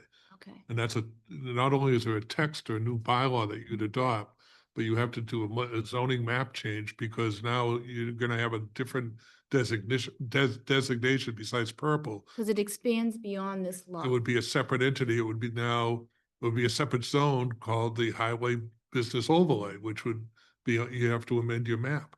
So in all reality, development on this lot under this use can include development on this lot with accessory uses. Not that lot, because it's not abutting, Because it says that on the, lot directly Yeah, abutting a highway major retail shall be deemed to include lot or lots that may be separated from the lot containing the use Business by a roadway. public or private way. right. So that means the criteria allows you to go into this lot, regardless if it's on this Right, subject to the cap of 50,000, but where's the roadway there? Where does? here. what's the- It's Cosline. Cosline. Here. Cosline. So Yeah. that's what I was trying to get across, so that it's clear that when you do a project here, the accessory uses by this definition allows. Don't own it though, we couldn't do it. You could. No, but do it could be bought or it could be leased, but the zone would allow you to go. That's right. That's okay. Yeah, I just wanted that understanding. But, Okay. so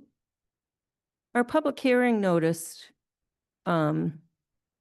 says to consider amending the town code for a new definition Yeah, and to consider amending 174 8.6 to allow use by special permit right. in highway. So we wouldn't need to re-advertise. As a overlay is a zoning district. You're creating a new district.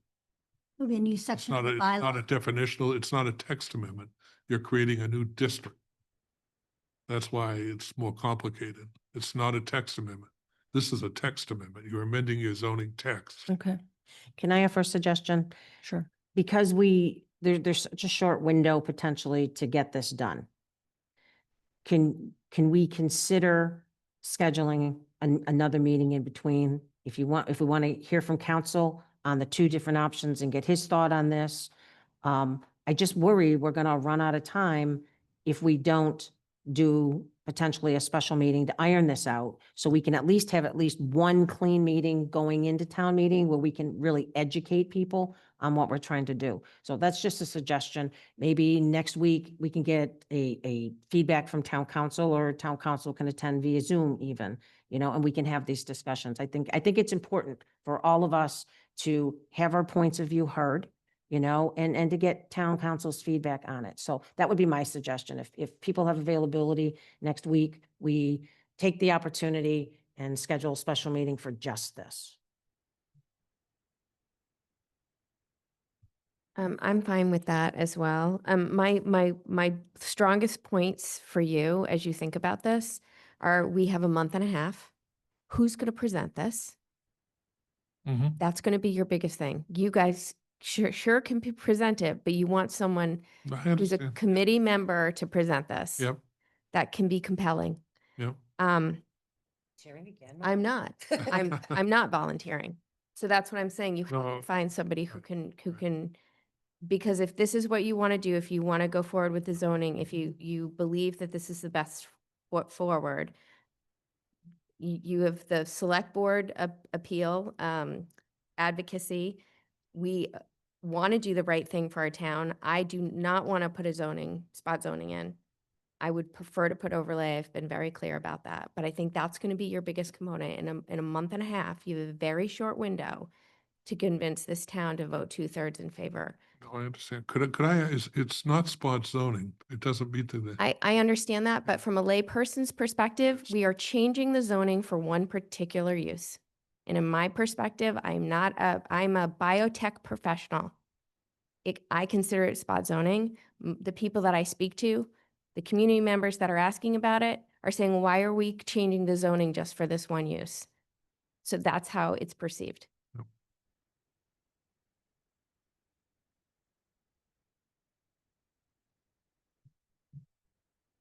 Madam Chair, if you're going to schedule, I have to be up front from Wednesday on next week. Wednesday, Thursday, Friday, I'm out of town, so if I have to be here, And Thursday as well, I'm out of town. We have someone with their hand up, Kristen Laval.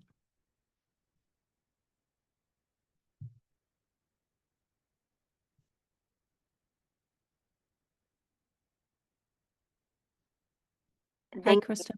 Thanks. Is my volume okay? Yes, if you could just introduce yourself and your address. Sure. This is Kristen Laval, 12 Southwood Drive. I'm here speaking as a citizen.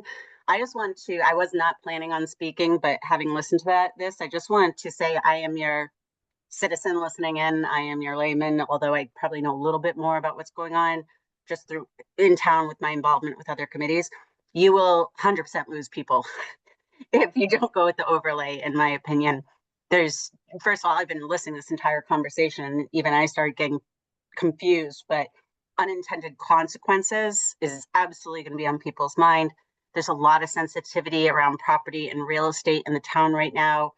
And anything that opens up the discussion beyond this parcel of land, which I'm really in favor of. I was at a soccer game today. Everybody was talking about it. So the support is there. When you start expanding it and presenting ambiguity, especially as most people will be hearing about it for the first time in detail at the town meeting, I do believe you lose it.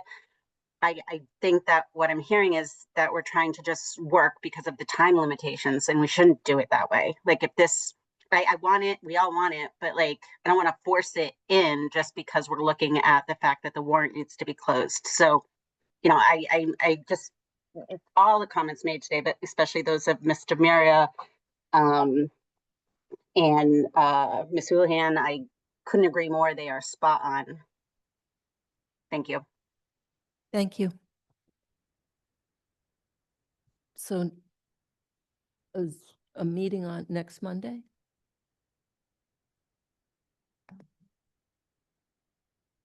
Are you available? Just by Zoom versus in person? A Zoom meeting?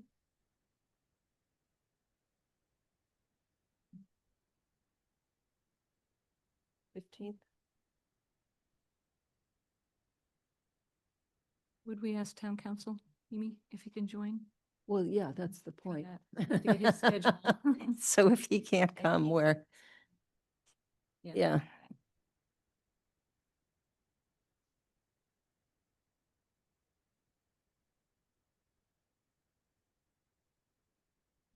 Karina, we always miss you terribly when you're not here. So are you available next Monday for a Zoom meeting? Believe I would be. Mm-hmm.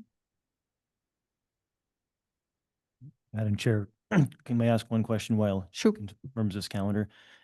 Andrew, earlier you had said when we like really need the changes in for the warrant article was like, is that hard and fast? Is that preferred? Like, is there any wiggle room there? Gotta ask. What? Gotta ask. That seat's burning right there.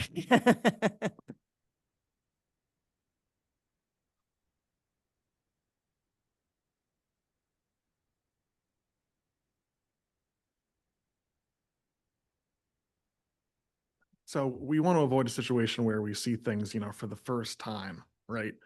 On the last day that's the day we have to sign the warrant, okay? October 7th.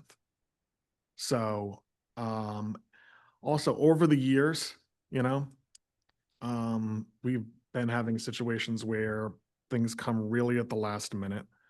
We're trying to avoid that. So our regular schedule is we meet the first and third Tuesday of each month. So our next we're not scheduled to have another meeting in September, except for a week from tomorrow. So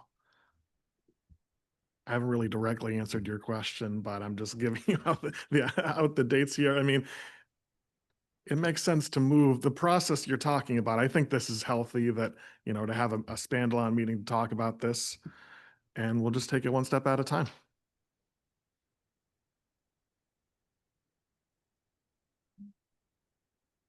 Okay, so we just need to get town council. Right, do you want me to try and call him right now? On his cell phone, see if he answers, to see if he's available Monday, because That would it's be such good. a short time. All right. I'm gonna let Andrew text him. Huh? Andrew's gonna text him. Oh, Andrew. Yep. Thank you. Okay. He'll definitely answer them.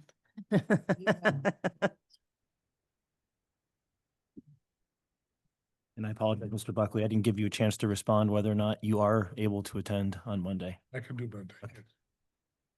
So just on Zoom, Via Zoom yeah. So we'll send out an invitation. at 6:30. We'll see what town council says.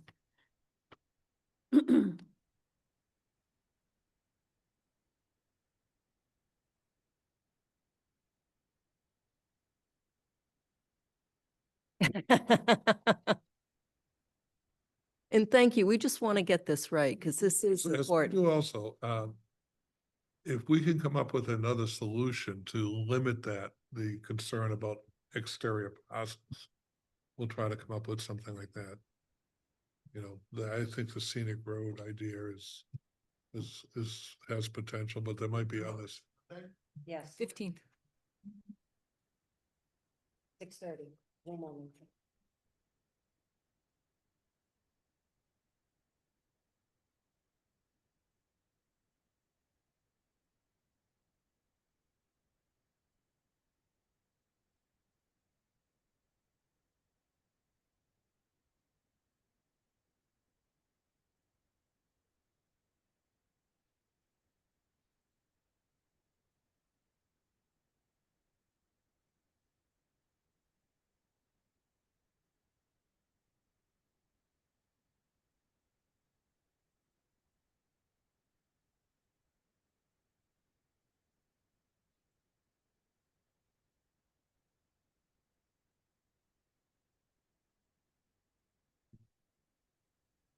Yeah. It's like 60 something.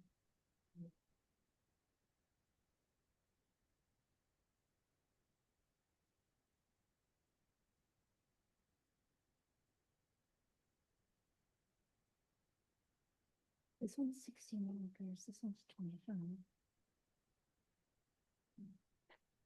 So they split this equal up like that.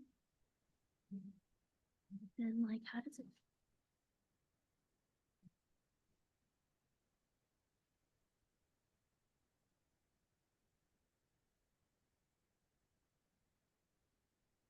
Was it? I'll see if I can open this.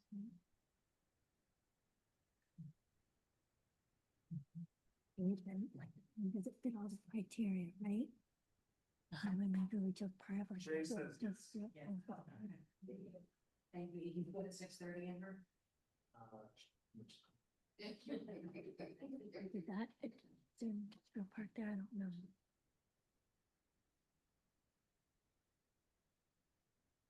How big is our? The R's 17 and then 7, So it's 23. 23, 24. Yes. I mean, this is 16. Back to go with the right breathing because got a 12. Got 12. Back to go with the right breathing. Demote Kristen. Yeah.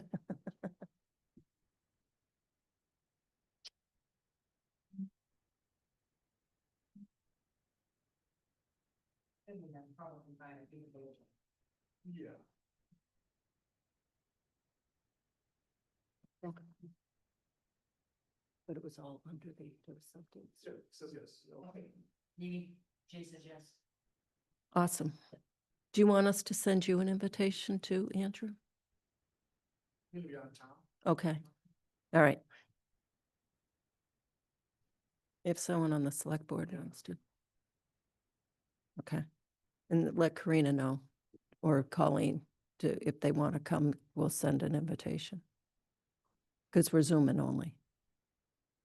All right, so we'll continue this to a Zoom only meeting next week on the 15th at 6:30. So this will be a new meeting, public hearing, continued public hearing. Yeah. To the 15th, which we'll post an agenda for. So the public would have to join via Zoom, as will any All of us. participants in the planning Yeah. board members. Okay, and we'll need to post that by Thursday. No, by Thursday, our typical deadline. Okay. So we'll post that as soon as possible. And Yep. And we also have to check, there should be a meeting room available. Because we. You don't need it. It's Mhm. just a Zoom. No, I mean a Zoom room. We have Oh. 3 Zoom rooms. That will have, we'll find. Yeah. Okay. So I make a motion to continue the public hearing for proposed zoning amendment to add highway major retail to September 15th at 6:30 PM via Zoom meeting. And I second? I have a motion and a second. Any further discussion? Seeing none, all in favor, Latrell, yes? Houlihan, yes? Demira, yes. Sorry, Brascio, yes. Billniak, yes. Thank you very much. Very much. Time and consideration, thank you. And thank you, Lisa. Good ideas. No, always, but exceptionally so tonight. The next item on the agenda is a public hearing, 2 East Main Street, major site plan approval for multifamily building, and 2 East Main Street, special permit downtown district. Do you want to update us, Karina?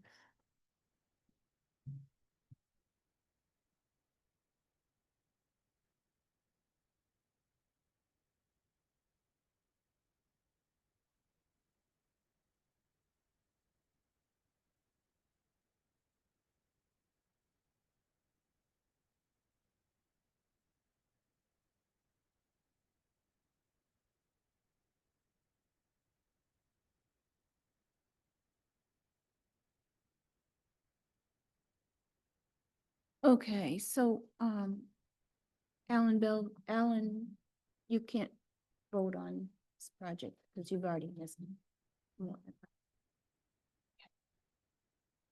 So let me just get to my thing.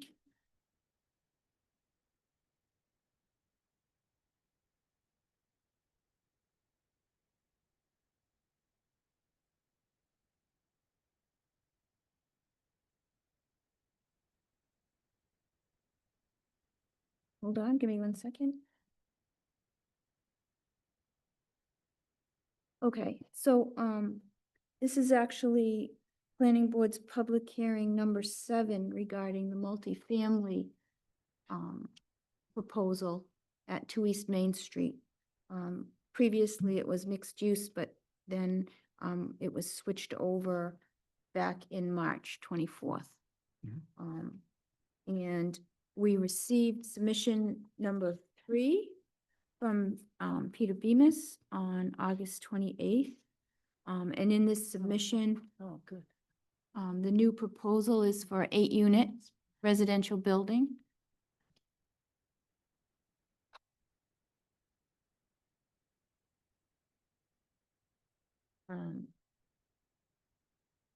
So in looking at that, it was forwarded to the planning board members, and it was also forwarded to the submission number 3 to the town departments. And then I also sent it to Fuss and O'Neill, who's continuing to do the peer review since they started with it initially, in order to help expedite that. However, the change to the 8-unit has impacts because it also, you increase the size of the building. So what Peter had provided was an addendum to the original or the revised complete stormwater report. So I had advised him that we do need a full stormwater report with everything incorporated, so we have one final. And Fuss and O'Neill also said they required that as well because of the changes to the size of the building and having to review the code with now an 8-unit residential building. So the Fuss and O'Neill is preparing a task authorization to estimate a supplemental fee for peer review for this review, which they're working on. And I'm hoping to get that ASAP so that it can be peer reviewed for this change. Let's see what else there was in the interim. Peter, I made you aware of that. I gave you a phone call too, so that you'd have understanding of that. Let's see here. I don't think we got any comments back from the town departments at this point.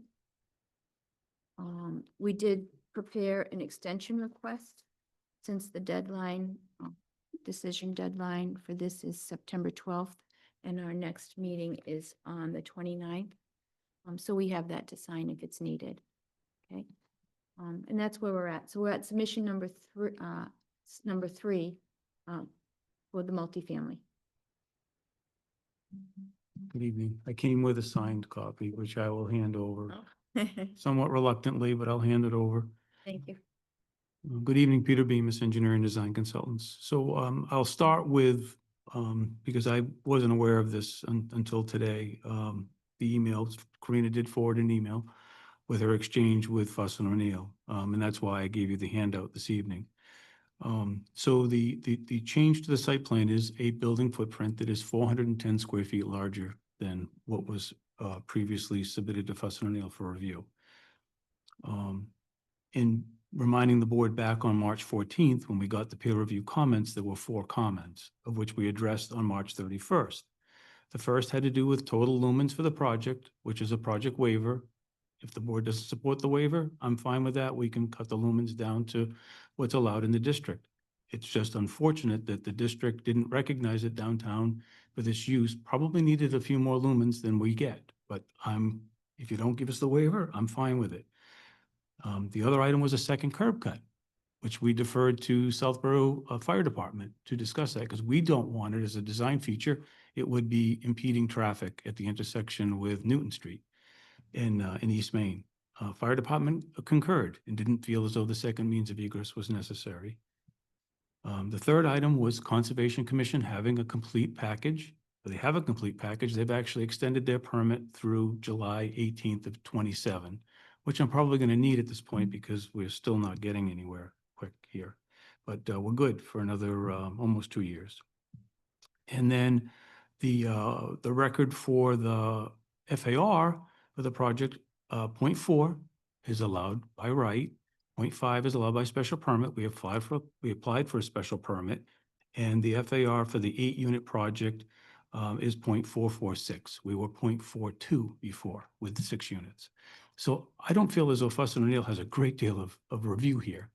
And for them to imply that there's a full review needed by implying that the Board of Health did approve an extra 141 square feet of leaching area, but it was done so by increasing the setback to the most important environmental receptors. So it was a good thing in what we did with the change. 8 units inside the building shouldn't matter to Fuss and O'Neill. What's important for the board to understand is we went from a 3-story building to a 2.5-story building with a slight increase in the footprint. And when we designed the stormwater system for this project, we had 27% reduction from pre-development. And now we're going to be just over 20. It's one's 25 and one's 22% between peak rate and volume. So we're still well in excess of what's needed to mitigate impacts with this. I just feel as though it's unreasonable and unwarranted to do a whole new review again for this change when we were at the doorstep of it being completed. I just want to start with that, and then I can focus on the changes, and then you folks can decide, because you ultimately they're doing things at your request, at our expense, at my expense, excuse me, and I'll leave it at that. So there's no changes at all on sheet 1 of our plan set. On sheet 2, the footprint of the building is 410 square feet larger. Did properly identify that you need 2 parking spaces for residential use. However, mathematically, it wasn't changed. So there's 16 spaces needed and it says 12. So I apologize for that. There are 21 spaces provided. There's no change in the parking lot limits. There's no changes under the existing conditions or the layout of the project. On sheet 3, the soil absorption system is 141 square feet of additional area. So it's a little bit longer going towards the building. And then landscaping was the only other change here was we added more landscaping in the front. And what I would ask you regarding landscaping is that there's a minimum requirement. We're well in excess of the minimum requirement. You need to have a certain number of trees of a certain size and a certain caliper, and there's more than that. So my question to you would be, if you meet that minimum standard, can you then put in something else and not necessarily achieve that minimum standard? Even though I'm doing more, I think it would be better to do more. But if you're saying that it has to be a certain size and it has to be a certain caliper, then I'm only punishing myself by putting in more. And therefore, should I just pull it back? So we should have that open discussion about this. Either look at it as the collective of everything that's here, or we'll pare things back if that's what has to be done. I really feel that the arborvitaes along the northern boundary are extremely important. I would like to separate myself from the residential use that abuts us to the north. The dogwoods along the edge of the wetland area, I think are important. It's a good transition, but I am open to whether those are there or they're not. We had 2 street trees because there's room for 2 street trees on Newton Street, and that's it. Can't do anything else. And there's really no room for street trees along the frontage of East Main Street between our building and the front, but there is room for smaller trees. So the suggestion there we came up with was Eastern Redbud, and there were going to be, 5 of those, I believe. And then there was going to be some deciduous shrubs and bushes and some perennials. And I gave you a certain number of them. I think there's 5 of 5 different varieties. That's a plan change. I don't think Fuss and O'Neill needs to weigh in on that landscaping. It's up to you folks. There's no change at all in the detail sheet. There was a stormwater addenda that was provided. The reason for the addenda was so you could focus on what the change was. There was 410 square feet of additional roof area. It goes through an infiltration system before it goes into the stormwater system. And we documented that. And we documented that change. So the focus could be drilled down to what's the problem? What is the change? Does it mitigate it? Yes, it does. We can take this and roll it into the full report for record, But I think this is important to be able to understand what is the change here? What have we done? And I was trying to wrap up, and we did provide you with an architectural plan. I want to try to be done with this process.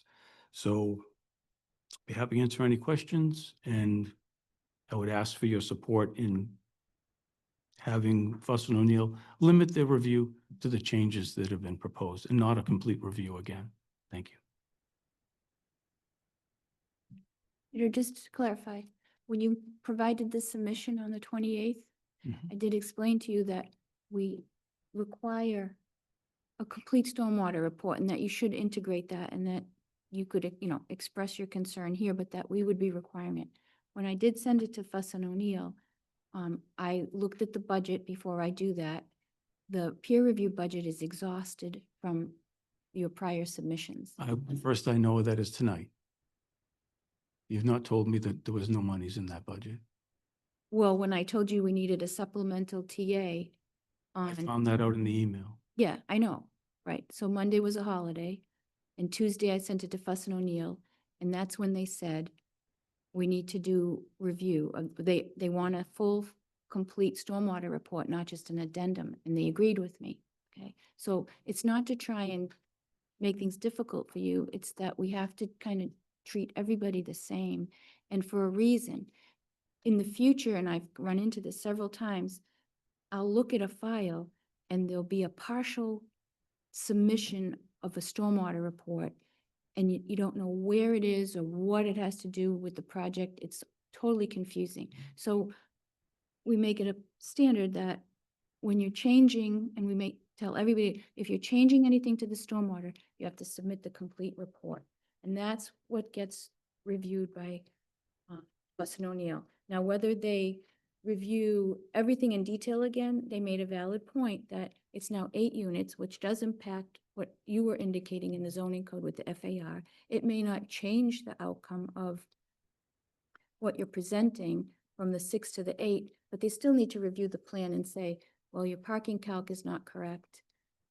You're not, your plan didn't include the right number of, you know, the right density for parking calc now that you have 8 units to 6. There's lots of other little things along the way.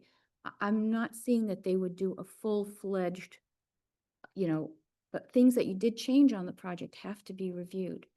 You know, I understand that you have an addendum, but who's, you know, to not have Fuss and O'Neill review a stormwater report that's complete is kind of piecemeal. So it makes it difficult to do that. And unfortunately, you know, we ask everybody to submit a complete stormwater.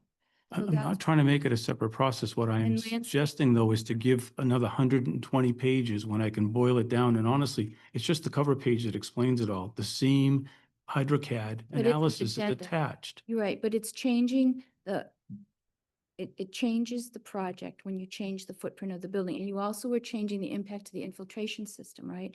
So they have to verify that the drainage that you're proposing is correct for the change. I'm not suggesting that they wouldn't do that. I'm saying to you that they can focus on what the change is and see that there was no impact. So just realize that Easier. Monday was a holiday Mhm. and you're not the only applicant, so we have to address things as fast as we can. But I did get it to them very quickly so that they could respond. We're trying to help you. Thanks. Yeah, that's standard operating procedure. We I'm not Fuss suggesting it O'Neill wouldn't be. reviews all new submissions.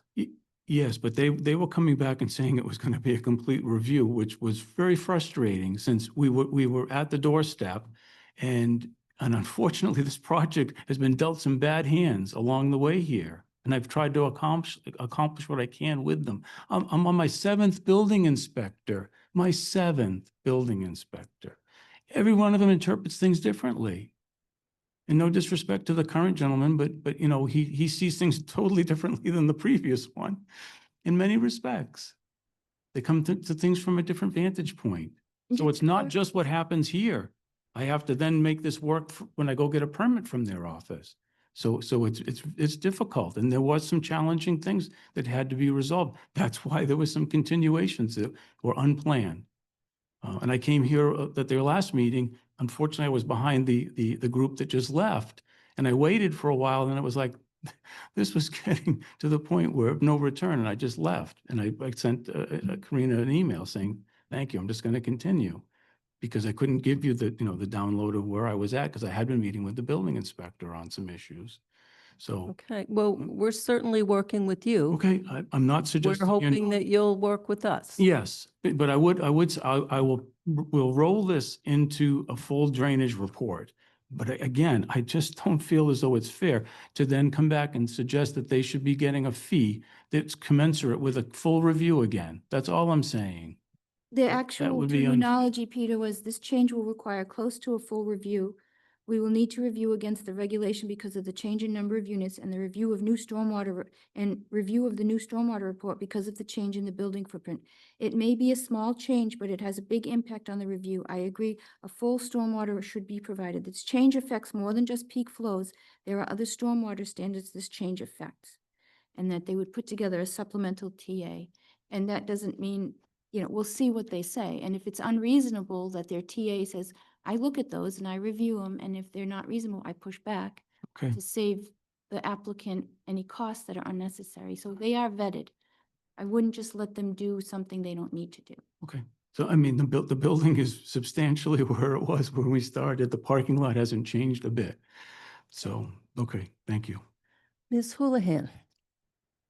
And Mr. Bemis. Good evening. We are here to work with you, and Mhm. I'm sorry that you've been through multiple building inspectors. We're sorry. This town is sorry. We're sorry. We've been through multiple building inspectors. It doesn't make it easy for anybody. I'm very happy with what you've put forward.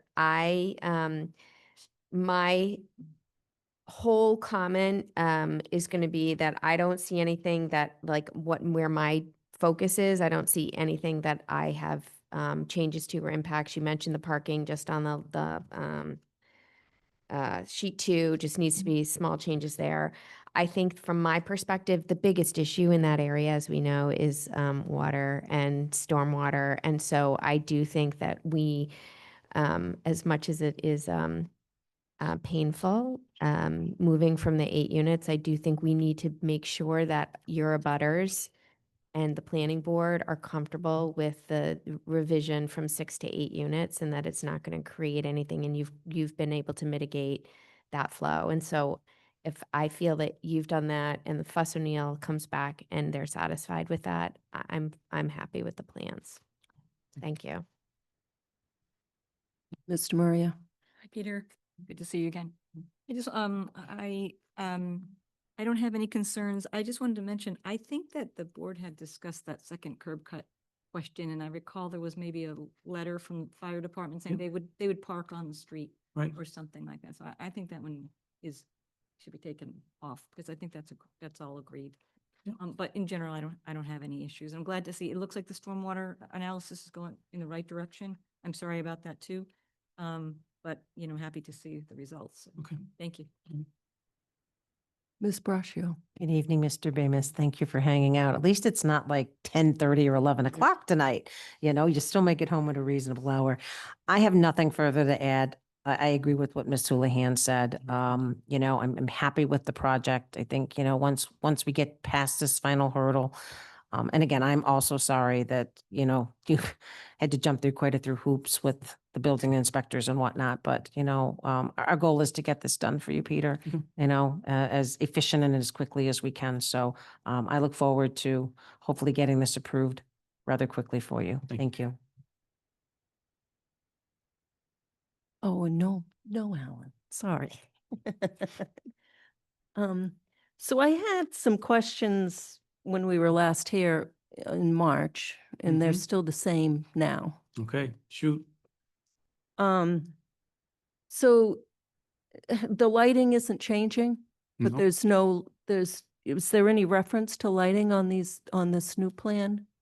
There's the same parking lot fixtures are here and the same fixtures on the building. They're just the soffit lights. So everything's. But on does the it plan. show what the lighting is in the plan? Like what lights you're using? Yes, the details are on the plan and their specifications are on the plan. And we gave you a handout for the lumens count that was the output for this. So those aren't changed, that those have been cast in stone, I would say, at this point. Peter, I Coming think the back- question is it on a specific plan? Oh, yeah, it's on sheet 3. And the detail, the lighting pole base detail and the fixture details are there onto the right side of that. And then the soffit light B, where they're at the front door and the back door, It's that hardscape calculation. that was on the separate handout. Got it. I think is that supposed to be on the plan though? Yes. It should be. It should be on the plan, that little hardscape table where your hardscape, lumens per hardscape. Okay, I know it's on that 8.5 by 11 handout that we Because did. but I so the can- plan gets approved and that's what gets Okay. referred to. Okay. Peter, was that a mission, Hmm. the handout for the lighting? Mm. So Okay. that was in, If we talked about that the last time we met, that this was going to be in the plan, I didn't leave here with that note on my plan, so I'll just put it right now, hardscape calc. Oh, so maybe that wasn't the last time, but because it was a different plan last time, maybe those were there. Okay. But just, so I know you have a square footage listed for the landscape, but it's unclear on the plan where that square footage is.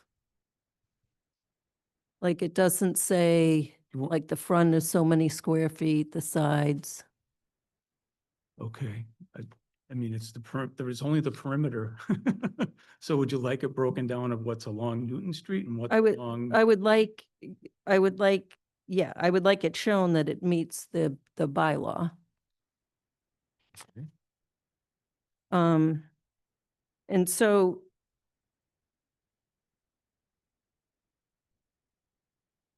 the bylaw also requires, street tree planting with trees and shrubs along the road. Right, So one tree for every 40 linear feet and 3 shrubs. And they're on Newton Street, they're just 2 trees. but there's, I mean, I don't understand what there's so many trees that you're required to have by the calculation. You're saying that trumps that, and then you're supposed to do whatever your linear footage is and still add trees?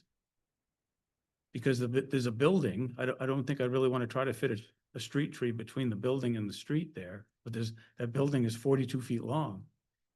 So if you're telling me that's what has to happen, because I don't see that happening on other sites.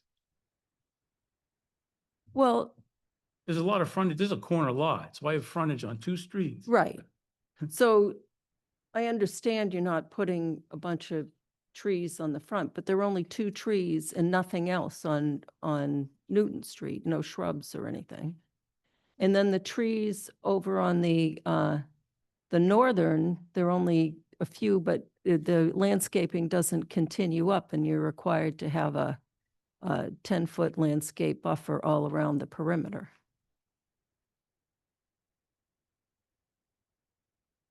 I don't want to have landscaping on those islands that are at the entrance. That is going to conflict with sight distance issues there. So I'm not sure I understand what you're saying. The islands. At the entrance, the egress to Newton Street, No, on the other side. So, there's 8 arborvitaes that are going to go on the north side, yeah, between my abutter and this site. And then we just put the dogwoods on the west side for the green buffer to the wetland area there. And then I've got the red buds that we didn't have before along Main Street, East Main Street. but so why doesn't the landscaping continue up? Like shrubs or something for that 10-foot landscape buffer required in the code?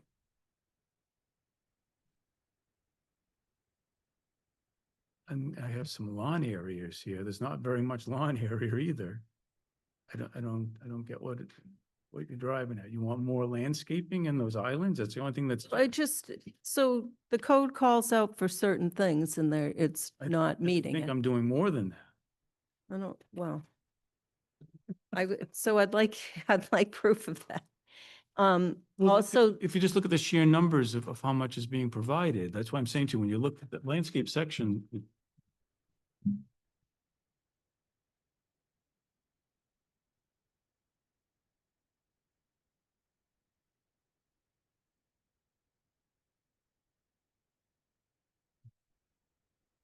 because I was going through this to make sure, because I thought you'd come up with something about landscaping, so I have it, so I came up with folded it this, over. I Here it came up with this in March.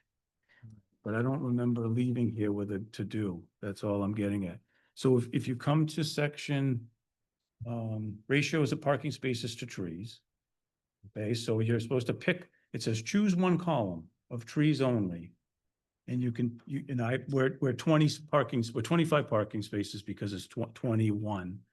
All right, so I'm supposed to be 5 shade trees, 8 ornamentals, or a mix. And it says a mix of 6. And so I've got 2 of the street trees, which are the sweet gums. And then we've got the red buds and we've got the arborvitaes. So I just feel like I'm doing more than, So there is a street tree, so that's parking lot. There's Okay. a street tree, yeah, and then there's perimeter. in addition to, or part of. There are different sections of that bylaw.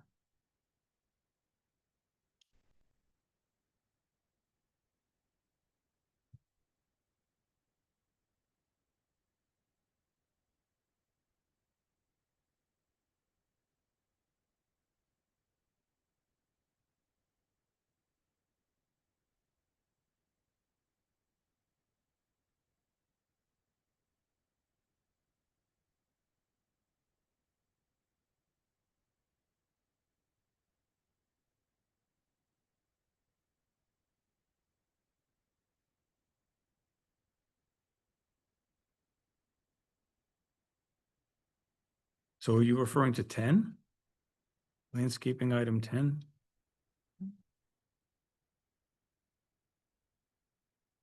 I feel like there's more than enough planting here, and I just want to make sure that I leave here and come back, because I need your vote in support of the project, so that I comply with what you're looking for me to do.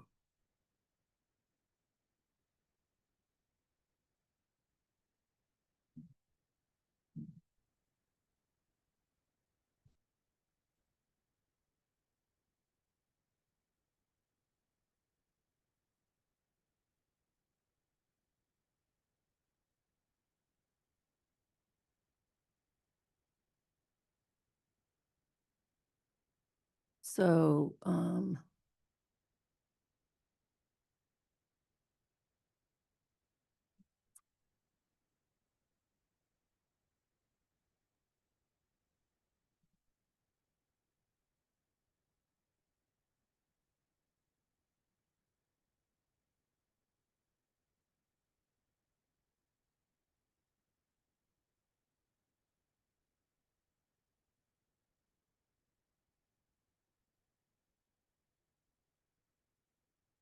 so under C, street tree planting.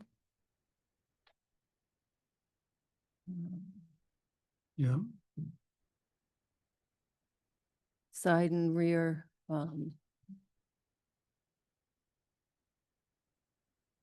a minute. Side and rear planting areas.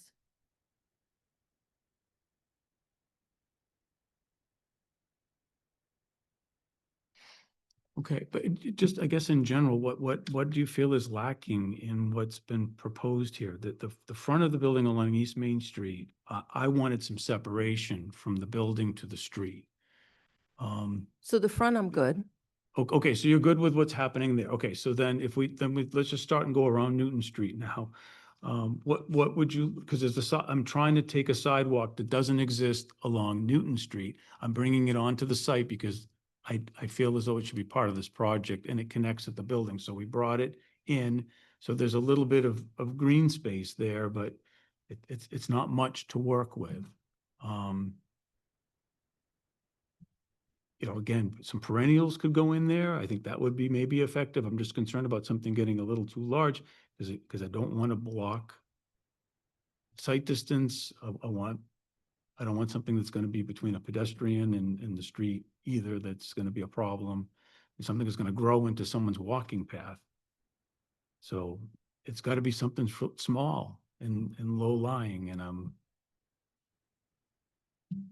grass is gonna have a hard time growing there anyways, because of the salt usage, so, I'm open.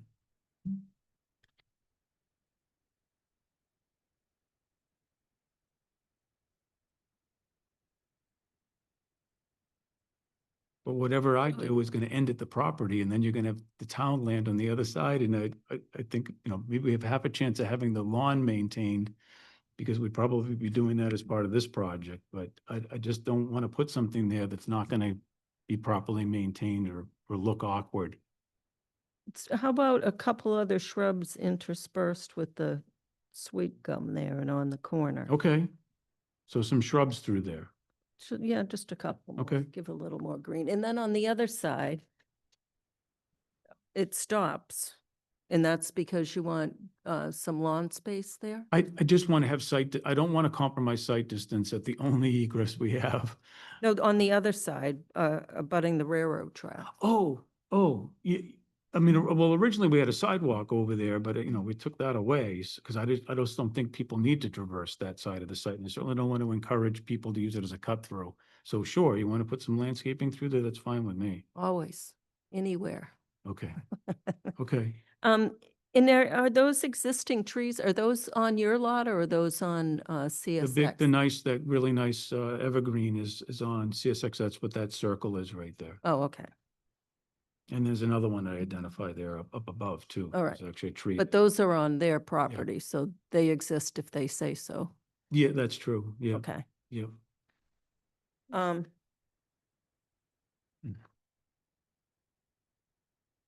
So then some of the things in the design guidelines, Okay. like the, okay.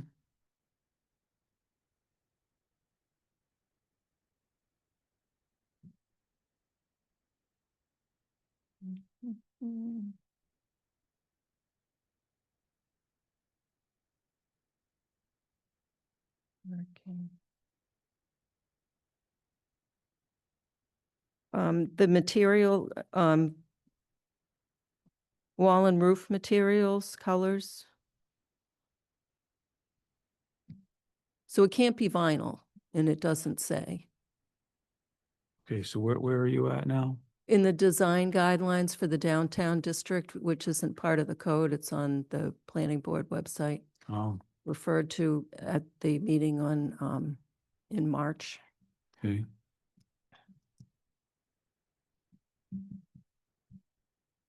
And also the sign, colors and material. All right. Um, So I need to tell you the shingle color. in the material. Okay. It just can't be vinyl. Okay. And the other thing, just to note, that will this building have central air? Because air conditioners aren't allowed in the windows.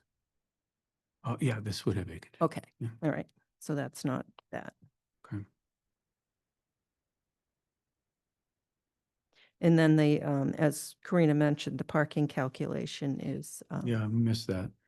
Because it was the original one when we had 6 units and it just didn't get updated. So and there's one affordable unit? there's one affordable unit, yes. Okay. And we're making a handicapped assessment. Okay.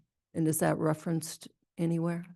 I'll make sure it says somewhere on the plans. Okay.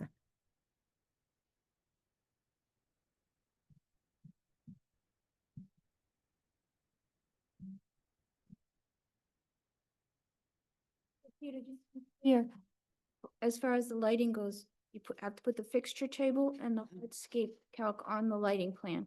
Yep. So Okay. that it's not, we just don't have to rely on that. Yep. And then, Yeah, what I'll probably do is just make add another sheet and just make a 5-sheet set. and please note that, the trees have to be a minimum 3-inch caliber. I don't know if you mentioned that. Well, that's what I said on the, again, so I'm asking about, because there's more than there's required here. So I would like to have the ability to, you know, I'm designating what we're doing here. We've got a certain height for the arborvitae's, we've got a certain caliper for these trees, and then on all of the dogwoods, they were all in excess. I mean, do it, just trim something back or don't do it at all? That's what I'm saying. I don't want to be penalized, but you have to do a certain size. I mean, a 3-inch dogwood's going to be very expensive. Yet I still want to put it in. I think it's a good tree to put there. I So- think we did 2.5, 2.5, because that's something that's readily available. But to get a 3 is extremely expensive. So your planting table is not to code. That's what is that what you're debating? Like. That's what I'm, no, but I'm saying, but you're saying the code, I'm not, if it's a waiver, I'm really trying not to ask for waivers. I'm trying to give more than I should do, but I'm telling you what I'm going to give you. Is that what you're? That's what I'm trying to say, is that I'm trying to make it more robust. And then the last thing was that, ornamental trees, minimum 8-foot height.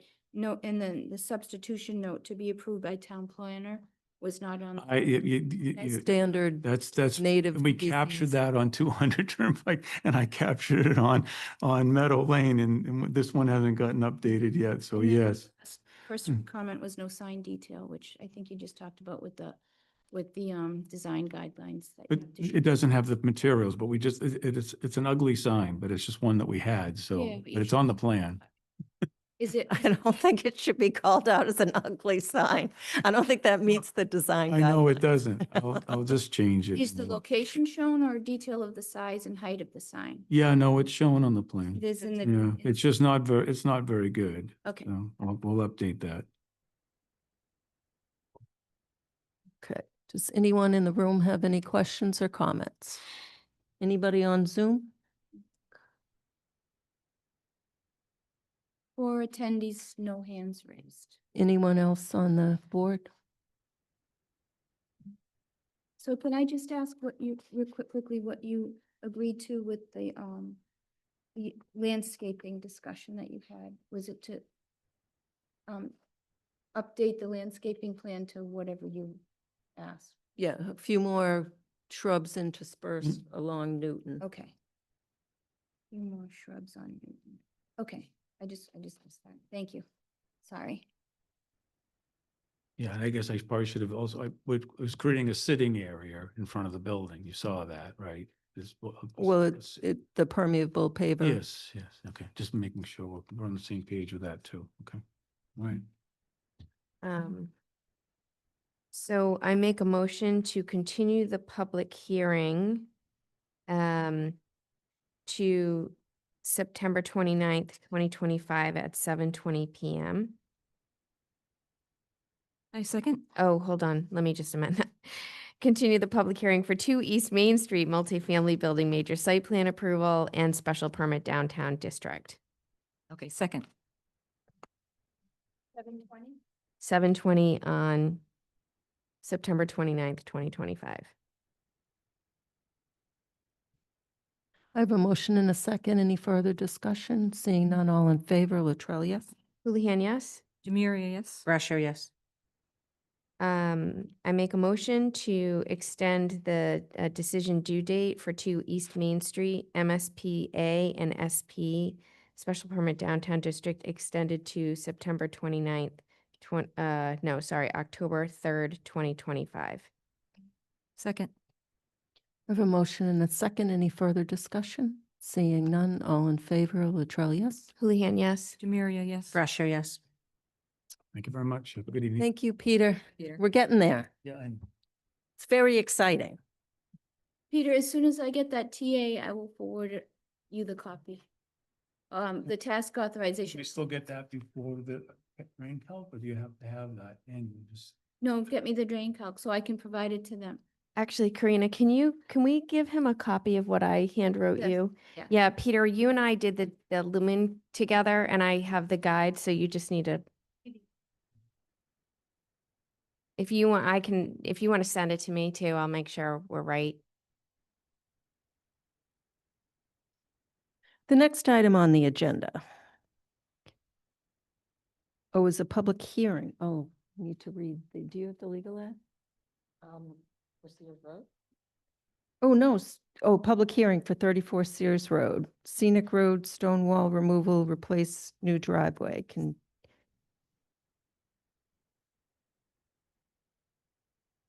I think we forgot to read the highway. And Karina read it later.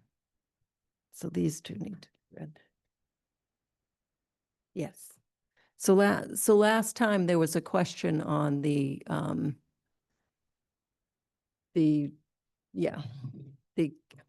easement conditions, and we discussed it with town council, and he agreed with both the councils representing the homeowner that that condition for the non-development area expired Correct. after 30 years. I'll introduce myself.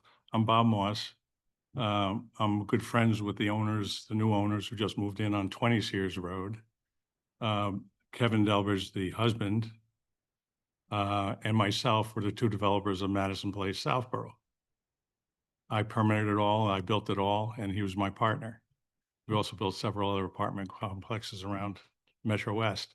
So a year and a half ago, I live on 53 Sears Road. So a year and a half ago, that lot became available maybe a year or two after the house burnt down. They came up to dinner at my house, sort of a sale sign went up that day, and they were ready to get a different house, smaller house, and a first floor master, et cetera. And I convinced them that this is a great place to buy on Sears Road. So they bought the lot and built this beautiful house and moved in a week ago.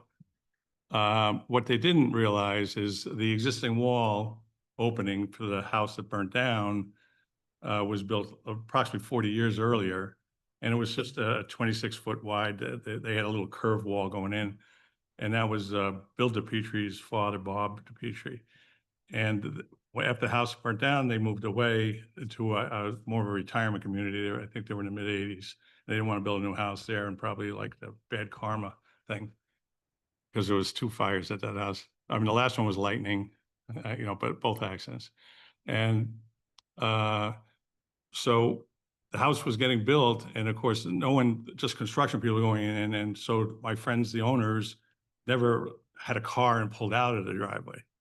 And lo and behold, there's 4 trees in the town right away on the south side. So when you're pulling out, and one's 33 inches, like 3 feet from the driveway coming out. So the 4 in a row combined with the utility pole create this terrible sight distance situation to the south for cars going north. Now, I've lived there 9 years, and it was one of the few straightaways on Sears Road, maybe half mile. And there's a thing called landscape trucks with like 10-foot wide boxes. And since we have probably 200 houses and 4 subdivisions up there, every day, I'm going to say there's got to be 40 landscape trucks go up and down the road, and everyone traverses the center of the road. No one goes left 2 feet, right 2 feet. Everyone goes in the middle, as long as there's not a car coming. Then you veer over and let it, get by and go back to the middle. So when you pull the car out of their driveway, you have to put your whole front end out there, and it's actually in the line of fire. I'm using landscape trucks because 40 years ago when it was built, there was no such thing as a box on the back of a landscape truck, and there was no Amazon trucks, and you know all the story. So and the trees probably have doubled in 40 years. So what was not problematic, and there was no subdivisions up on South Sears Road. So all this changed, and now it became a hazard. So they worked out a deal with the abutting, Bill DePietre's a trustee of a trust that owns the lot next door, to purchase an easement and move the driveway about 100 feet to the north. So the new driveway now has a permit from the DPW, has issued a permit for both the curb cut and the driveway. And they want to move it 100 feet up to the north, and there's no trees on the front of that lot. So you get really good sight distance both ways. They want to remove the 26 feet of stone on 34 and rebuild the opening to a high standard. If you've seen that house, everything's first class up there. So they're going to build this so it's going to look just like the rest of the walls up and down Sears Road. It won't be any different at all.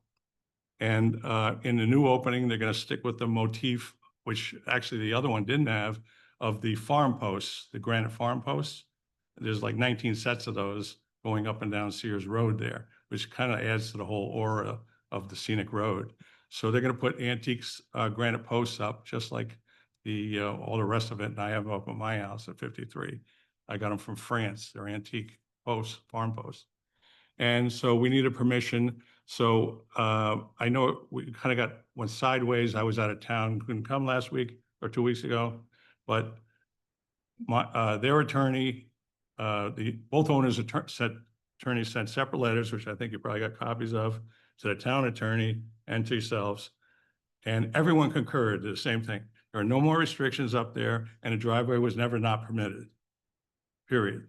That's from the legality of the whole association and a master deed and everything else. So the only thing they're asking here, there's no need for any involvement really in the driveway because it's not an issue legally, is that you will allow them to make a safer access to their new property by just simply reshifting the wall. There's no new driveway openings on Sears Road. It's the same one. There'll be one. It's just in a safer spot. And that's why we're here. Your jurisdiction's on the walls at the Sears Road. So we're asking permission to follow the plan that we submitted and move the opening up 100 feet and replace the previous one. And they don't want to get into cutting trees, come in and then they're going to say, all right, if we can't do that, then we want to cut these trees or at least 2 of them. We don't even want to go there because this thing is such a simple, I think, good solution. I'm an advocate of the scenic roads, a pro scenic road person. I don't find that burdensome whatsoever. But I think this is, a unique situation and it's a safety issue. And I think when it's done, no one will know the better. Great. Thank you very much. Ms. Houlihan. So nice to meet you, Bob. Yeah, you missed all the conversation. I don't know if you watched the tape, but we all are, I'm in awe of the house. It's absolutely beautiful. I walk in Sears Road. I nearly get killed by all those landscape vehicles when I'm walking by that area. I'm fine. I think the person who represented the last meeting had stated that they will reuse the stones that they're moving. So as long as that is done, I'm a full advocate and support of moving the driveway. Good. Hi, Bob. Good Hi, to meet Debbie. you and welcome. Yes, I just want to say I was delighted to hear that the homeowner wanted to retain those trees. I was a little conflicted because not understanding the legality, but that's been cleared up. So I'm also in favor and also delighted that the stones will be reused. I'm sure it will be a beautiful wall. Thank Thank you. you. Ms. Braccio. Good evening. Thank you Hi. for coming tonight. So I also don't have an issue. I was one of the people that had the question on the covenant. So I was very glad that we did our due diligence and got an answer on Yeah. that. And I also am extremely happy that the stones are going to be reused. Good. And I look forward to seeing what it looks like when it's done. So thank you. Well, I'm going to monitor it and make sure it looks good because I'm the one here. Mr. Belknap. Hey, Bob, thanks for coming in. Hi, Alan. Like everyone else said, I mean, this is a really perfect solution. There's a net change of 0.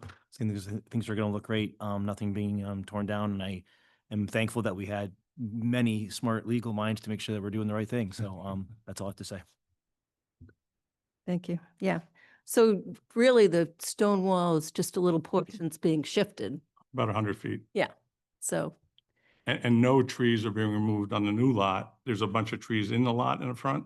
None of those are being removed. The driveway's going right around all the exist. So the whole, on the lot, the private property is not going to be disturbed other than this paver driveway and it navigates. So there's probably like 8 or 10 really nice trees on the lot in the front 75 feet. None of those are disturbed. It'll just be, field, a paver driveway and probably like 2 post lights or something going out there. perfect. Thank you. Do I have a motion? Just really quickly, I just want to point out that Alan Belniak did fill out a Mullins form to say Oh, he okay. reviewed the project, just for the record. Okay. And again, thank you for staying to this very late hour. So we appreciate your patience. All right, this is my last 30 seconds. My wife says I talk too much. In 38 years as a developer, I retired 6 years ago. I did 3 of these Madison places, but I built over 600 houses in the Metro West, mostly Shrewsbury, Northborough out that way. The golf course, retirement community, clubhouse, all the stuff. I think 24 subdivisions. I've been at, I'm going to guess, minimum 500 meetings in 37 years. And I can't tell, I've sat out there longer than this one tonight, waiting to get on. So, Well, at least you're getting the good news. So yes. I make a motion to approve 34 Sears Road, Scenic Road, Stonewall, remove, replace for their new driveway location proposed and plans provided. I second. I have a motion and a second. Any further discussion? Oh, I should have asked if anyone in the audience has any comment, because it's a hearing, or anyone online before we, 2 attendees, no hands raised. okay. No further discussion. Seeing none, all in favor, Latrell, yes? Houlihan, yes. Demiria, yes. Brascio, yes. Elniak, yes. So we'll prepare a draft notice of vote and file it with the town clerk. Perfect. Yes, you do have to close the public hearing. I make a motion to close the public hearing for 34 Sears Road, Scenic Road, Stonewall, remove, replace. I second. I have a motion and a second. Any further discussion? Seeing none, all in favor, Latrell, yes? Houlihan, yes. Demiria, yes. Brascio, yes. Elniak, yes. Thank you, Bob. Nice you. meeting you. Standing, I understand the 2 weeks ago when we squared it away. We thought we knew everything, but, you know, at least now you're comfortable with it. Thank you, everyone. Have a good night.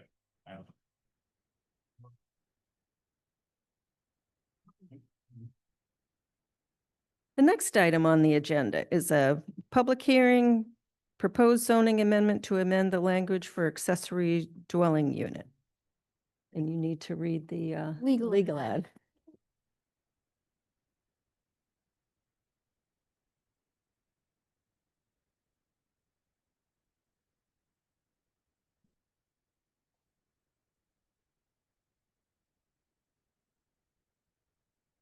Don? I have it right here, but I checked my name board, no. Okay.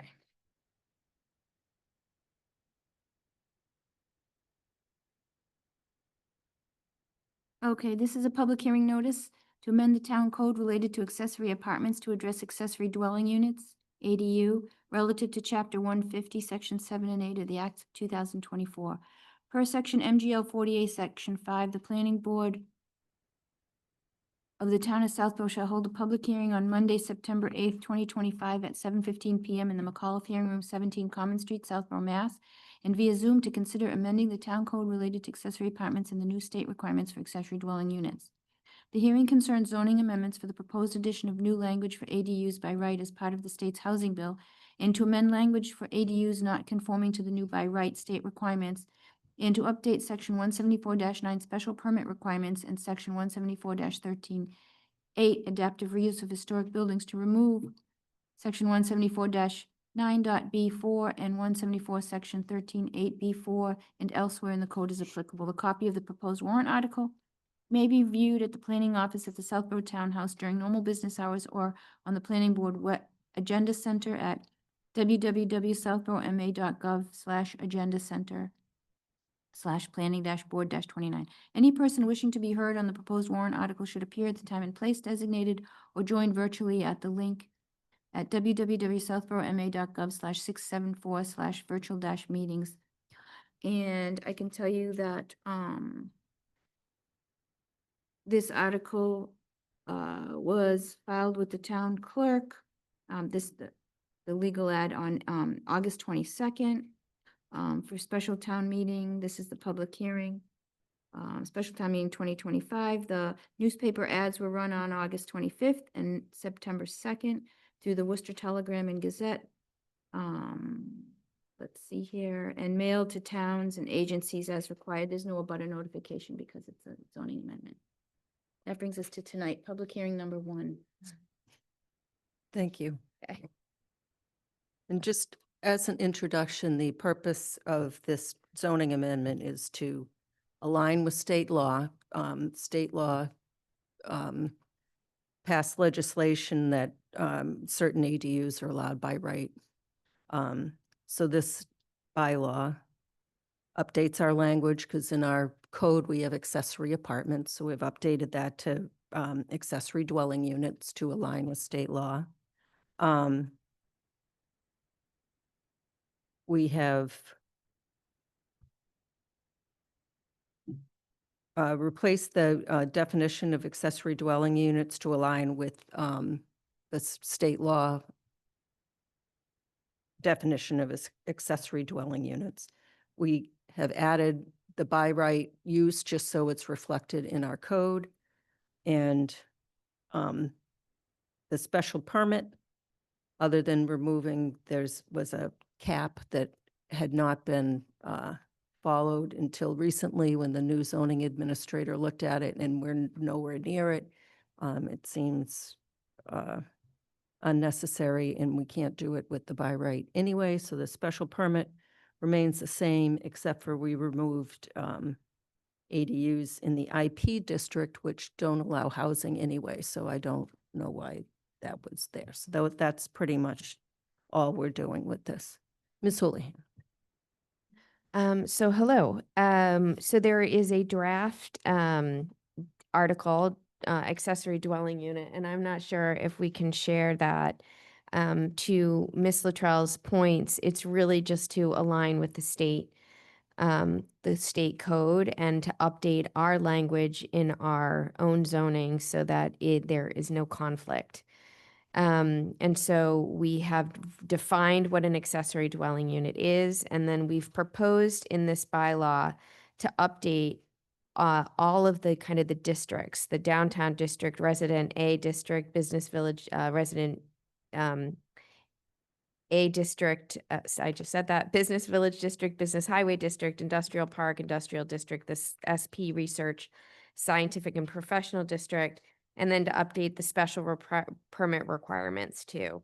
And I want to just clarify again, the clarity of this is not to change anything that's in our current bylaw, but simply align with what the state mandate is. So we didn't try to make any changes that we had proposed maybe in prior town meetings. So I know we did receive some feedback specifically from Doris Cahill, who's a ZBA member. And I think what we, Doris, if you're on or if you're listening later, I think what we're trying to do is not propose anything new, but really just make sure the language is in alignment and make it really clear administratively. So should we want to address this ADU bylaw in the future, that's when maybe your comments would be considered and we would propose that. But for this meeting, it is really just an administrative exchange. To that point, I will make the presentation and the slides to do that at town meeting, so I'm happy to volunteer for that. Woohoo! Mr. Murray. Thank you, Marnie. I think, yes, the goal was to make this very minor update so that somebody knows about ADUs and they go looking in our code, they can actually find it and takes away that antiquated language about accessory apartments. I think it does exactly what you set out to do. So I think it's great. Thank you. Ms. Braccio. Thank you. Marnie, can you just briefly touch on, we just showed town council's comment about the adaptive reuse. Can you just touch on that or for anybody that may have seen it in the packet or even Karina? Yeah.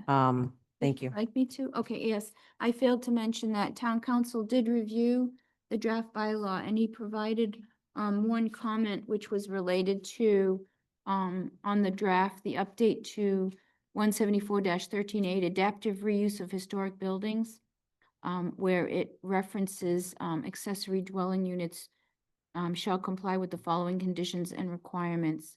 And it references a special permit required. Not more than one required minimum exterior alteration will be made to the single-family house and to any accessory building as determined by the special permit granting authority. So town council had a comment that said, I'm not sure I understand, is this for a special permit for ADUs if this is intended to cover by right ADUs? So I think there was a little confusion that this wasn't rewriting it for the state, this was administrative. And this adaptive reuse of historic buildings is an incentive special permit for people who do things to their historic buildings in order to gain some dimensional expansion in their thing. So it's not the case. This is just an administrative part of the warrant article. And the only thing that changed was actually using, and the red line version is changing it from accessory apartments to accessory dwelling units. So it's really just the language. It's not at all putting anything different in the bylaw. Okay, perfect. I just wanted, in case anybody had seen it in the packet or questioned why Yeah. we didn't, at least reference it. So, Sorry. I forgot no, to- no, I'm fine with this and Yes, thank you. so just to clarify, we don't have a historic district in zoning.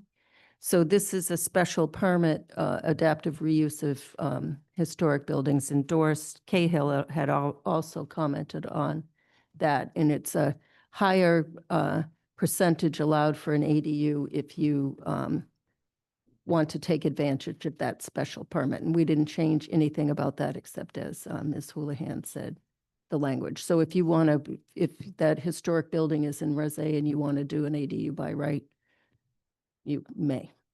Okay, so I'm fine with it. The last comment is that, Marnie, I would assume the PowerPoint for this is going to be plain and simple. We're not doing anything, short of what's allowed by the state. So, but thank you for all the work that's gone into this. Mr. Belknap.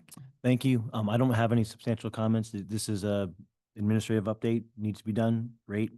That's it. Yes, thank you. And thank you very much for all your work on this, Marnie, and thank you for volunteering to do another town meeting. So is the current draft the final for the warrant? I think so.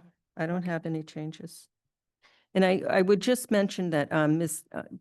Cahill from the ZBA had mentioned changing it so you could do larger ADUs on smaller smaller square footage houses, but as it's written, the by right allows smaller houses to do much larger ADUs than would be allowed with the previous special permit. So previously, an 1,800 square foot house could only do a 450 square foot ADU. Now it's a 900.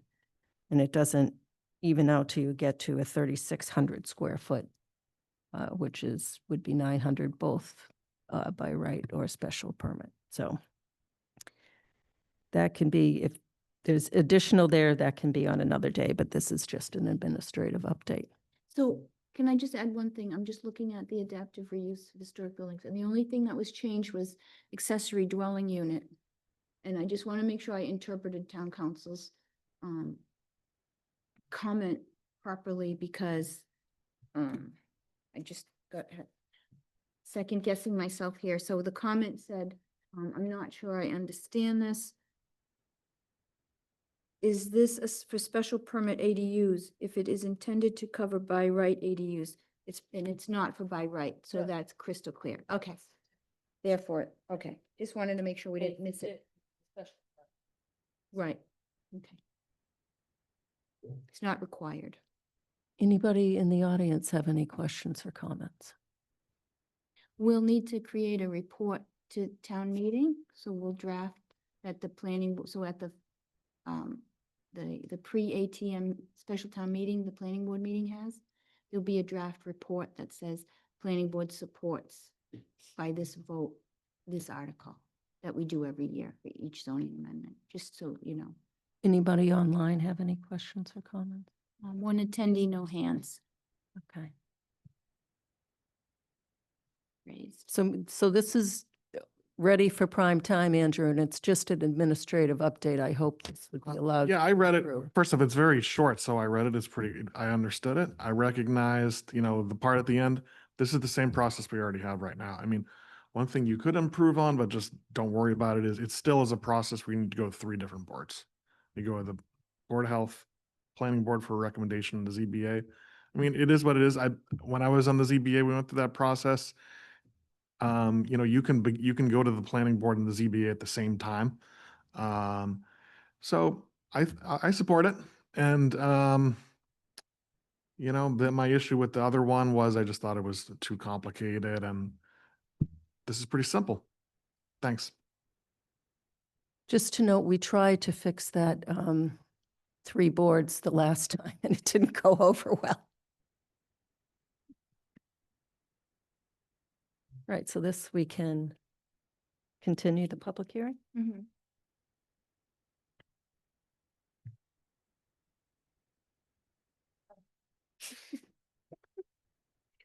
I make a motion to continue the public hearing for the proposed zoning amendment to amend language for accessory dwelling units, ADU, to September 29th, 2025 to 7,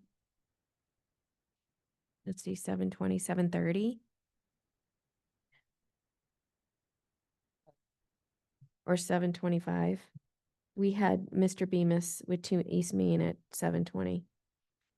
7:20, what's before? Oh, we have. We have zoning amendment, highway major retail. Oh, no, we don't. 7, and then 7:20? Oh, maybe we do this to 7. We make this first because it's a short one. Can we make it to 7 o'clock? Yeah. Okay. A second. I have a motion and a second. Any further discussion? Seeing none, all in favor, Latrell, yes? Houlihan, yes? Demiria, yes. Brasher, yes. Belniak, yes. The next item on the agenda is a proposed zoning amendment to update and expand uses in the industrial park zoning district. Take it away, Karina. Thanks. Okay. Oh, I didn't fill it out. Be the same thing. Okay.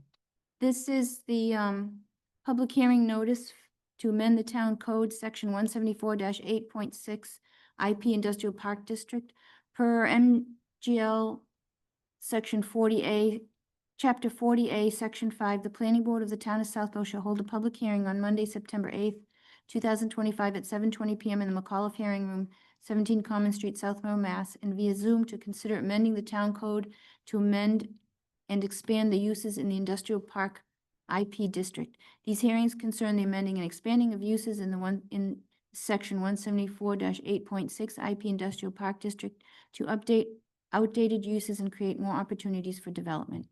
A copy of the proposed warrant article may be viewed at the planning office of the Southborough Townhouse during normal business hours or on the planning board agenda center at www.southborough.ma.gov/agenda center/planning-board-29. Any person wishing to be heard on the proposed warrant article should appear at the time and place designated or join virtually at the following link: www.southborough.ma.gov/674/virtual-meetings.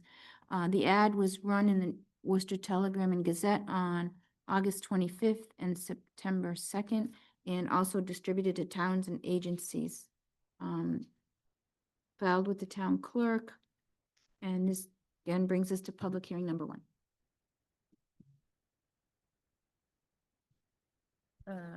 We did receive comments from the building department that in an email dated September 2nd regarding the industrial park district. All uses should not produce excessive noise, vibration, odor, or emissions beyond the property line is in the text of the bylaw. He mentioned in his opinion, this language is arbitrary and capricious, as an attorney would often say.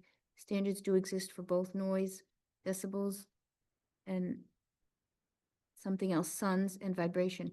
Although I do not have them at my fingertips, the more you can reference measurable standards, the more easily it will be to administer. I'll need more time to review further, but this popped out immediately. That was from the building commissioner, Jean Novak. We also have town council review comments, which you have them up, let me just see here. And they're on the screen right there. And the review comments were distributed to the planning board and put in the Dropbox. If anyone didn't see them, let me know. I'll read them. Thank you. I think this is your baby too, Marnie. So the IP Industrial Park District. Okay, so before we jump into this, in the warrant article, this is after the highway retail. So that's a factor we are going to have to consider because whatever outcome we come out of next week, we have to factor in, because I think we would need to include the numbering for 1 to be consistent with this for this article, just as a note to the planning board. So I took this on after a internal committee, Karina, Mimi, some select board, some other members of a community got together, and it all, Alan, you kind of wrote on this for planning board because of the challenges that we have in the IP district and really outdated language. So the goal here for the community is that we have industrial park uses that were written, let's say circa 1970s, and we needed to update the language and really bring it up to date with current and modern language while also predicting for future uses. As you know, our planning board, the zoning, we write the zoning and we enforce the zoning, and so we want to be able to ensure that our future remains intact and that we are given the opportunity for businesses to come in and do things. So the goal with updating this language was really to expand permitted uses in the IP district without having to have special permits for different things. So we've expanded, we've added quite a lot of different establishments for uses. We've put in a 50,000 square foot thing. I think that the planning board should talk about that as a permitted use. Or anything over 50,000 feet would be a special permit use. And so we've kind of designated uses that could be built up to 50,000 square feet. You'd still have to go through all the requirements of putting in something like that, whether it would be planning board approval, zoning board, or board of health, or whatever the right zoning, permitting processes are. But this just gives some latitude to people to do things differently in the IP district. So I do think it's important. The first thing that I had suggested, and this is really based on a conversation with this planning board, was the first comment that Council Tellerman mentioned is that this should be a section somewhere where we say all uses shall not produce excessive noise, vibration, odor, or emissions beyond the property line. Jean Novak obviously has given pause to this because it is a very kind of expansive, non-really enforceable way, and there's no measurements provided. So I don't know if the planning board has any suggestions on how we might include that. I think the goal was to just state that we really want to make sure that everything is contained within the area that it's built in, but I think it is difficult to do that with a broad statement like that. I think trying to create language that is a little bit more detailed will require more time. And my suggestion is we perhaps just eliminate that entirely. I don't know how you want me to run this, Ms. Luttrell. I can kind of give you my suggestions, or we can kind of go through because I don't know if the public's had the chance to see the draft.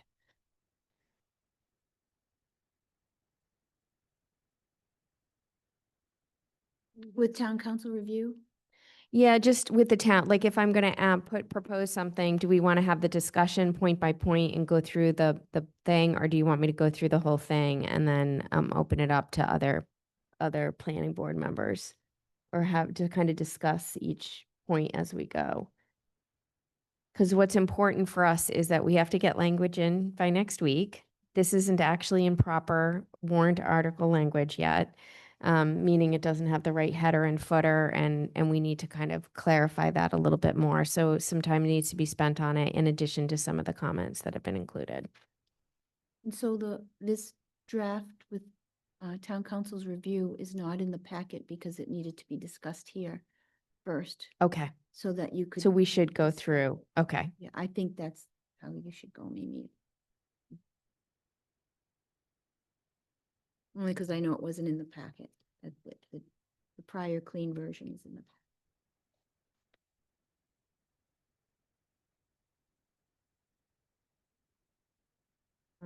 It's the one that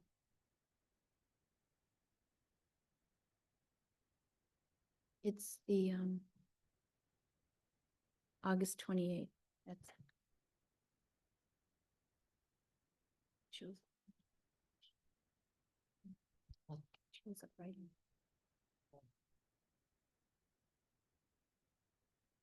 So the first thing is the all uses shall not produce. I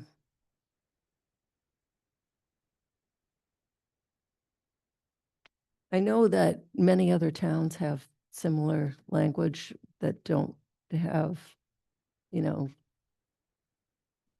measurable requirements. I don't know where else this would go though. So town council is saying, if it's intended to be part of the bylaw, it should be placed in a section somewhere. So we can make it section A, which basically says all uses shall not produce excessive noise, vibration, odor, or emissions. And then we can cite the noise through Board of Health. We have nothing on vibration. We have nothing on odor, and I don't know about emissions.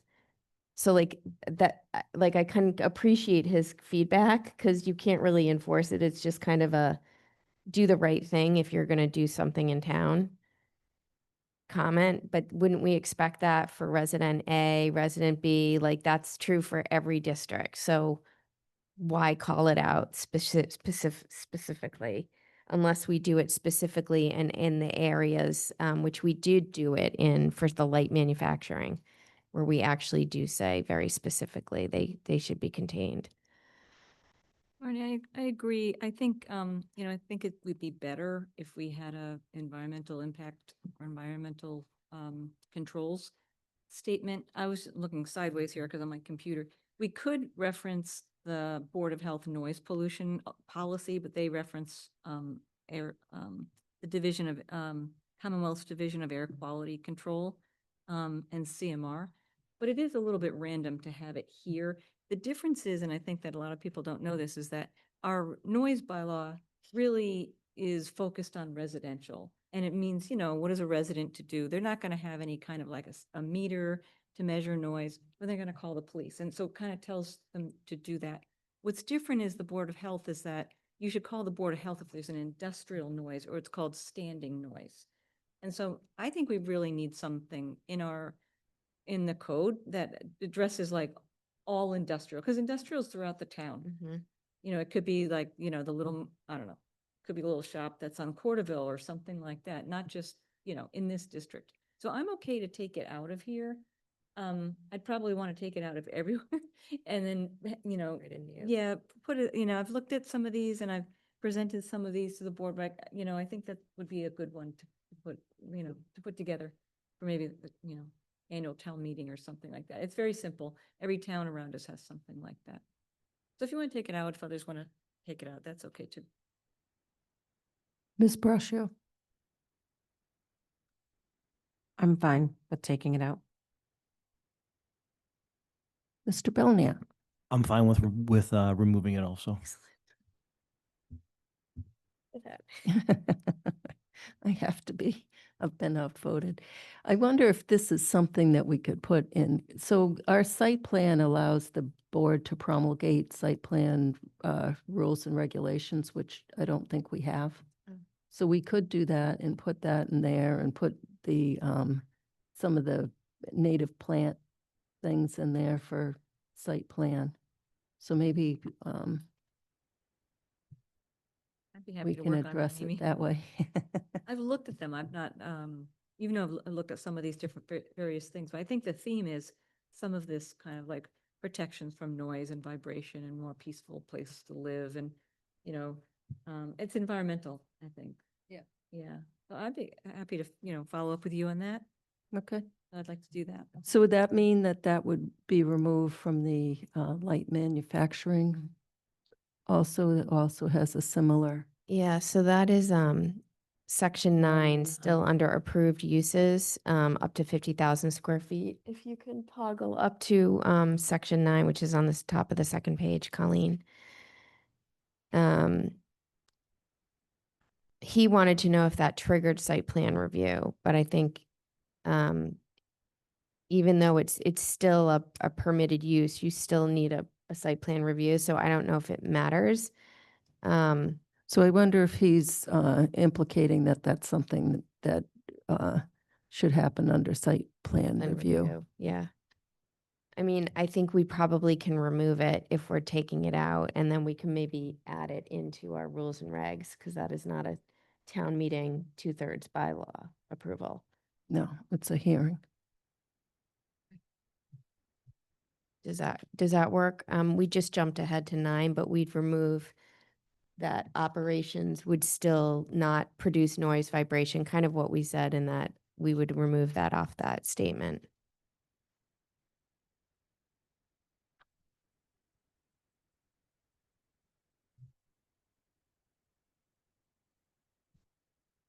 Okay. Oops. I'm gonna need to get the Word document from you guys.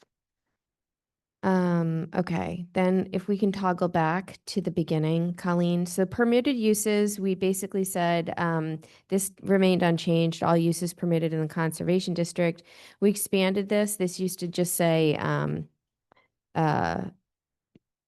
I don't even know what it said. I don't have the language right in front of me, but we expanded it to say private, which means like private daycare, or nursery care, kindergarten, like what we used to have in Kidsborough and what we have with We Care.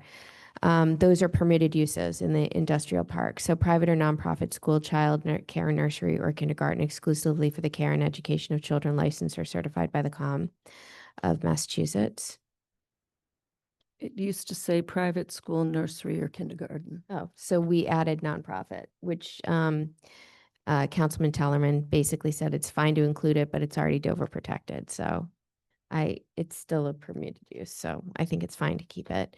The third is private or nonprofit assisted living residence, adult day health care center, or similar facility providing care, supervision, or support services for elderly or disabled adults licensed or certified by the COM of Massachusetts. So that's an expanded use. And then this was also a permitted use, which we've kept in there, cafeteria on the premises for use by employees, a commercial kitchen, cafe, or restaurant. So now we've expanded, and this is where Alan helped me with writing this, the kind of the detail of the permitted uses, and he raised the question of the 50,000 square foot.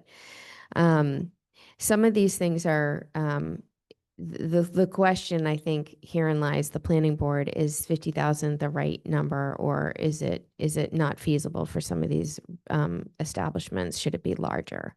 Should it be 75,000? Many towns that neighbor us are closer to 100 and 125,000 square feet. So 50,000 is a relatively small footprint. And so the question would be, would we rather allow permitted use up to a certain amount? So it gives a little bit more latitude. Again, all site plan and permitting would be required anyway, but there would be no question as long as they contain it within a certain square feet. I would be, willing to go to 75 or even 100,000 square feet. And I think it's just a question for the planning board. Ms. DeMaria. I was just looking at the industrial park zones to see, some of these, they look small. Does it matter if there's 100,000 square feet on there or not? And it's up to, right? So it could still be a 20,000 square foot, but it gives them latitude on the upper end. Yeah, the one I worry about isn't Route 9, it's the one on Porterville. I think that would be very out of character for a neighborhood to have 100,000 square foot. Is that 157 Porterville? I can't remember where that industrial park is. I guess I'm happy with 50,000. I don't know, has anybody come to the town looking for that at all? Well, so we had these very arcane uses and no one wanted to do them. Yeah, So no that's one true. has. So I'll hear from my fellow colleagues. Ms. Braccio. I would be fine with 75, not so much 100, because I think for the same reason that Debbie just said, it could have a impact on another potential lot, so. Mr. Belknap. Thank you. I'm supportive of 75 or 100. 100 does seem a little bit on the upper end, but my larger take is if we're spending time to update this bylaw, let's update the bylaw, including the number. Yeah, I'm fine with 75. I think Marlboro's 75. I have a question on number 4. So, commercial kitchens, cafes, or restaurants of any size are by right? Yes. Okay. Well, cafeteria on the premises for use by employees, and it's colon, meaning a commercial kitchen, cafe, or restaurant, but it's on premises for employees. So if that needs Oh, to be okay. called out a little bit clearly, Yeah. it's not just any commercial kitchen that can be planted. It has to be for use by employees. Oh, okay. So that's a clarifying. Yeah, something, Okay. somehow. Yep.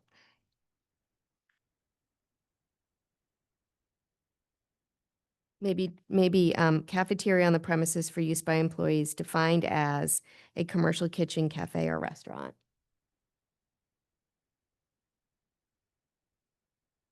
Okay. The semicolon maybe, sorry for that. So in our up to 75,000 square feet, we've expanded to establishments engaged in data processing, digital services, media production, or publishing. And then we didn't limit it to anything really. But we did, we did limit it that it does not include broadcasting towers or facilities primarily intended for public transmission unless otherwise permitted. So it's really for, and this is where a question from, I think, our esteemed superfan, Tim Litt, had talked about data centers and warehouses and being able to be very careful on how we define that, and that just having the broad word data center or warehouse, it might be open or misconstrued as something. Since I'm not really in that field, I can certainly get a little bit more feedback from people, or we can provide some sort of definition there. Thoughts?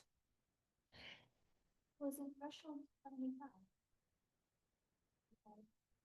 Yes.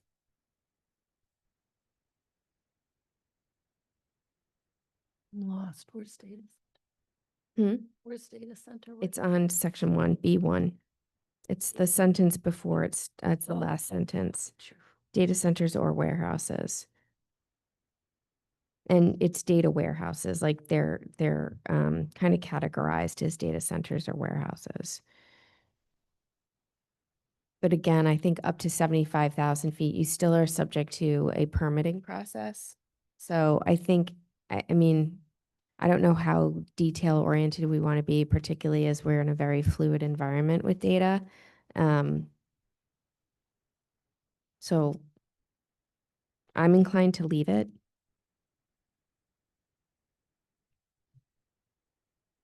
Mr. Litt, what's your inclination? Well, as I recall, the concerns were not what happened in the building, but on the environmental impact of some instances of this. And so I think if you want to limit this in some way, we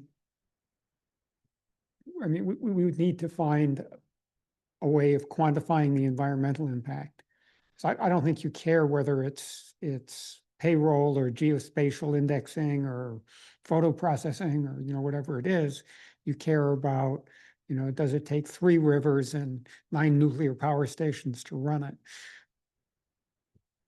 I'm not sure exactly, how to phrase that, but I think that's what you were after when you brought this up at the last meeting. Yeah, as we know, AI itself is tearing down rainforests every second, right? Just with the amount of resource it requires. So I do think like water resources, like it will take significant resources to run things like a data center. Yeah, but it's very tricky to quantify quantify this because let's just take water, right? There's two ways that you get involved with water. I mean, one is what happens in the building, right? Do you use evaporative cooling? Do you recirculate? Do you use, heat pumps, that sort of thing? But a number of the evaluations that have been done of this recently turn around and say, but you also need to take into account the water that's consumed by the cooling towers at the nuclear, reactor or the coal-powered plant that's creating the electricity that, is being used. And when people try to have an all-encompassing definition of what the impact is, and that's typically what's happening with AI, they try and include all that upstream stuff that really isn't, it isn't local. Mhm. And it's kind of hard to say, how do you zone for power that comes in the grid from Ontario? Right. So this is what I mean when I say that it's kind of tricky to quantify. Although I think what your intent was pretty clear. It was, you want to constrain the environmental impact, particularly the environmental impact in town and to the neighbors. And, less so as, the good citizen for, the power that we import from the nation next door. And I think we could probably do that in our kind of rules and regs, like where we maybe talk about that.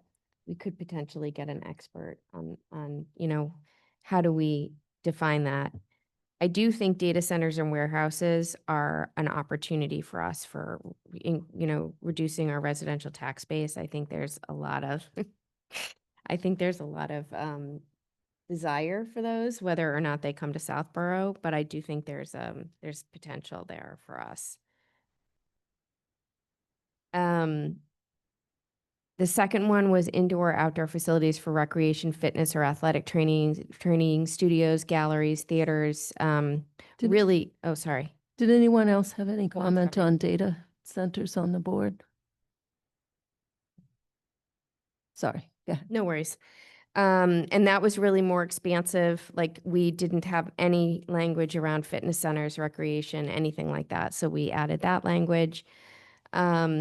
We said facilities for the sale, storage, or distribution of fuel, lumber, construction materials, landscaping supplies, and contractor equipment, including contractors' yards, which we have just recently approved.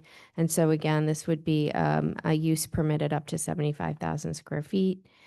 Retail establishments and consumer service providers engage in the sale of goods and provisions of services. And it would directly to the public, provided that no manufacturing, fabrication, or assembly of products occur on the site except for incidental preparation or customization of goods for immediate sale. This is a question that Mr. Murier raised, and that's actually in later in uses requiring a special permit, where we talk about actually having to manufacture. So this is really just uses permitted by right. Medical clinics, outpatient care centers, diagnostic laboratories, provided all operations are conducted within the building. Establishments engaged in the sale, leasing, fueling, service, or repair of motor vehicles, including gasoline stations, auto repair garages, newer used vehicle dealerships. Indoor facilities for wholesale trade, distribution, and storage of goods and materials, excluding any use involving the transfer, handling, or storage of solid waste, hazardous waste, or other regulated materials. General scientific research and development. We also added light manufacturing, consisting of the fabrication, assembly, processing, or packaging of finished products or parts, conducted entirely within the enclosed building. And then finally, standalone electric vehicle charging stations, pay-to-park facilities, and parking garages. So those were the uses by kind of permitted up to 75,000 square feet. Beyond those uses, we continue the bylaw to add, you can do these things, but you're going to have to get a special permit. So anything that will exceed 75,000 square feet will be updated. And then we talk about retail establishments and consumer services with on-site manufacturing, major public utility infrastructure, hospitals, inpatient care facilities, emergency medical centers, veterinary clinics, animal hospital, dog kennels, equestrian centers, We kept that in, I think, more for nostalgia because it was in there before. We took out the ski lifts. I think we removed the ski lifts from this one. Scientific research and development, and this is really GLP, so good laboratory practices or good manufacturing practices in chemistry, manufacturing control, CMC for pharmaceutical biologic product development. Other manufacturing not described in subsection B9. Hazardous waste storage and disposal facilities other than small generators. And that's all clarified by MGL. Again, these would be uses that would require special permit. Adult bookstore, adult video store, these were all added by special town meeting articles. Heliport or landing place for a helicopter, and a registered medical marijuana dispensary. So we maintained those, and then we basically kept D, which was prohibited uses. That was already in there. We maintained the development standards. And then we maintained item F, which is basically that the operation of any recreational marijuana is still prohibited. Are we required to allow hazardous waste storage? No, we can remove that one. Wondering the same. Any other thoughts on the board about hazardous waste storage? If we need to allow that in. You want to just take it right out? All right.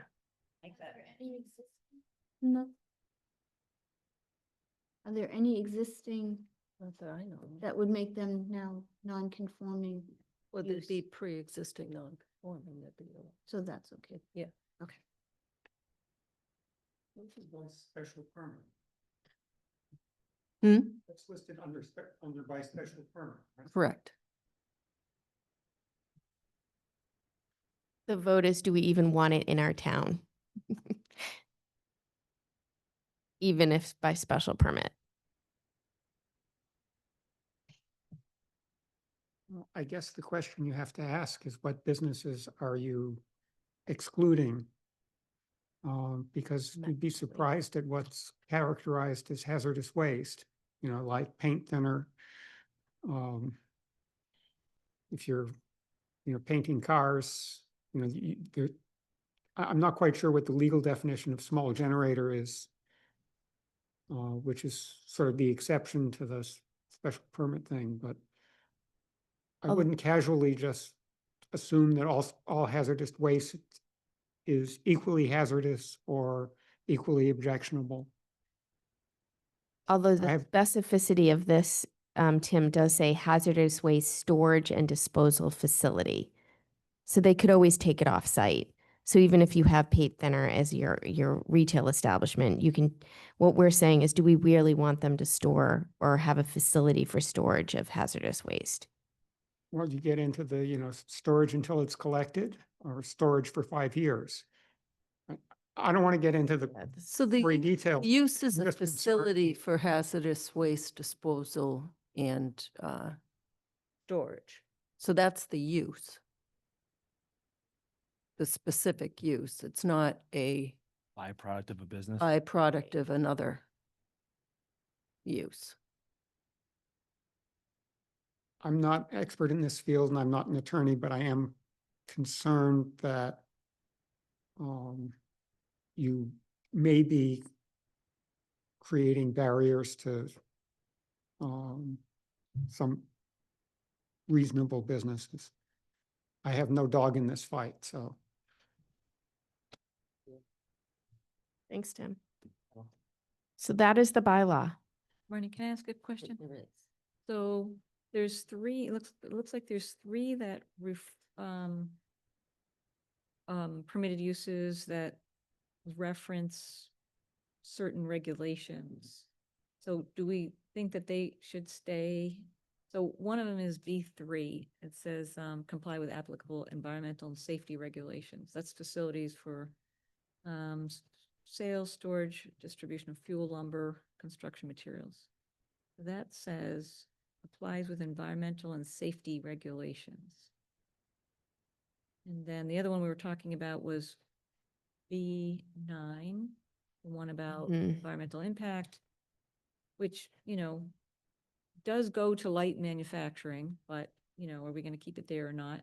I don't know, we just decided. And then the third one is under special permit UC8. Well, that's the hazardous waste, referring to they must comply with all state law.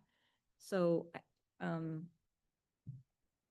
do we feel about that? I mean, given that there's 3 of them, Well, now two, now 2. just I- remove both. Yeah, I don't know. Yeah, maybe. I mean, I think we need a bylaw that's on environmental controls. That's just, it says, if you're in this, this district, you're using, or using this use, there's other things as well. There's, So those would be our rules and regs that we were talking about, all the environmental things. yeah, we definitely need them in rules and regs for site plan, but for these permitted uses, I mean, by right, for example,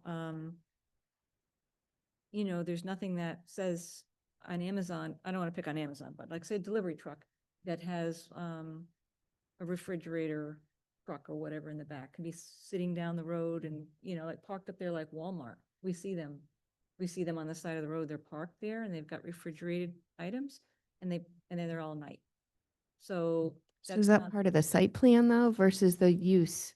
Is- So I guess, let's say there's a huge grocery store and they've got like trucks that are waiting for someone to arrive at 7 a.m. so they can make their delivery. They can't turn off their trucks. But that's state law, but there's actually an exemption for grocery. But I'm just wondering, I think we actually need a bylaw as well as site plan, because if we're allowing all of these uses, I do think at some point we need to, set an expectation that, they need to abide by certain norms. Yeah, I don't disagree.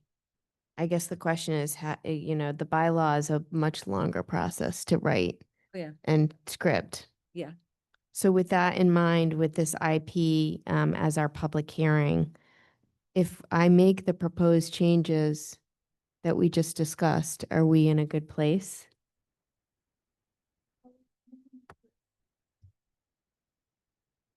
I think so. Should we just do a thumbs up, thumbs down? In a good place for this town meeting or just in general? Hazardous waste storage removal. This town meeting. Oh, is that the question? Oh, I thought that was hazardous waste. So we're removing hazardous waste? Is that what everybody agreed to? Okay, Yeah, for that, yes. okay. Okay. And I'm gonna update the bylaw so that you can check it, but I'm gonna do it. So yeah, I just need the Word document. I guess just on B9, I guess I would prefer to keep in that language on light manufacturing. I could go either way, but we don't really have that in a bylaw anywhere else. I'm not, I mean, Councilman Tellerman doesn't say anything about it. All he wanted to know if it triggered site plan review. They need site plan review regardless, so I don't think it harms it Okay. to keep it in. Okay. Yep. On B9. And keep B3 too. I think we just keep it as comply with applicable, just keep it as written. Yeah, so we're not going to change that one, keep that too. So we only have a few changes, which is we're going to eliminate the all uses up top. We're going to clarify A4, remove the semicolon and add defined as. We're going to increase the 50 to 75,000. We're going to change C1 to increase that from 50 to 75,000. We're going to eliminate Section 8. And other than that, I think everything else stays the same. Sorry, a couple of minor redlined, like in number 11, it said registered medical marijuana dispensary. Oh yeah, all those highlighted things we'll keep, yeah. sure. I guess I just have to ask about the ones that, the ones that were added, let's just put all three of them that were added, 9, 10, and 11. Just like generally, they came in the 90s, not the medical marijuana dispensary, but the adult bookstore and the heliport.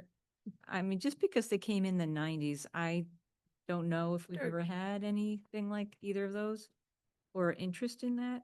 I don't know if we're required to have some place for an adult bookstore in town. Can we get rid of that? No, I'm wondering if we are required and that's why it's there. I don't know. We do have a helicopter landing spot at Mary Finn School in the ball field over there. Oh, yeah, that's right. I remember Bonnie saying that. Okay. You know, Like the that's not- registered marijuana dispensary, we're required to have that someplace in Okay. our bylaw. I don't know about adult bookstore, because I know most towns have it I don't think they are trying to encourage adult bookstores. Yeah, I guess if we haven't had any interest in that since the 90s, that would be one that I'd say is kind of antiquated, maybe. Maybe it's all online now. It's kind of like going to FedEx Kinko's for the copies. We just got rid of that. So I'd be a fan to kind of see if we can get rid of that one. And on the heliport, so this is industrial park, so Mary Finn is not in industrial park. But I'm okay to leave it there. I just don't know how many other locations there are So we might need. approved for that, because the fire department might know, yeah. Okay. Yeah, well, I don't object to that. I mean, I don't really object to any of them. I do think that, you know, I don't think there's an adult video store left. Is there? I think everything's online. I think it's just antiquated. I'm not Yeah, against. I didn't even touch that language. That's why I wasn't really sure what to do There's- with it. There's one on Route 9. Is it a video? I mean, I've never been in the place. I can't tell you. Sure, Alan. You know, He answered awful slick. it's themed according. Video doesn't exist. But on a more serious note, like I'm not In advocating for. in this, Northborough, is it in? Yes, sorry, Northborough, thank you. Yes, on the way to Wegmans. There's also one in Upton that's permitted there too, and But Upton is really. so I think the question is if we're required to have some place that concerned. use is allowed. Right. Because I don't think anyone in Southborough advocated for that use. So that's a question. I think it was a Supreme Court, First Amendment thing that came in the 70s or so. I think it amounted to you couldn't ban it. Right. So you had to have, some place. Right, that's what Was, my, hopefully as inconvenient as possible. And it's by special permit, so it's not like it's not by right, it's with a special permit. So there's a mechanism if people want to legislate against it, then they can, but so it's there. I don't personally see the need to remove it. Again, I'm not advocating for one, but there's a special permit process and yeah, I think it's for. Oh, it says Massachusetts cannot ban adult entertainment businesses, but it can use zoning to regulate where and under what conditions such establishments can operate. So that's probably why they put that in. Yeah. So if Is we it- don't have any language, then you can't ban it. Yeah. Okay. But that language seems a little bit more updated than video store. Video is like, I don't know, that's a real. I don't think we need to really. I don't want to dig touch down that on one. that. No.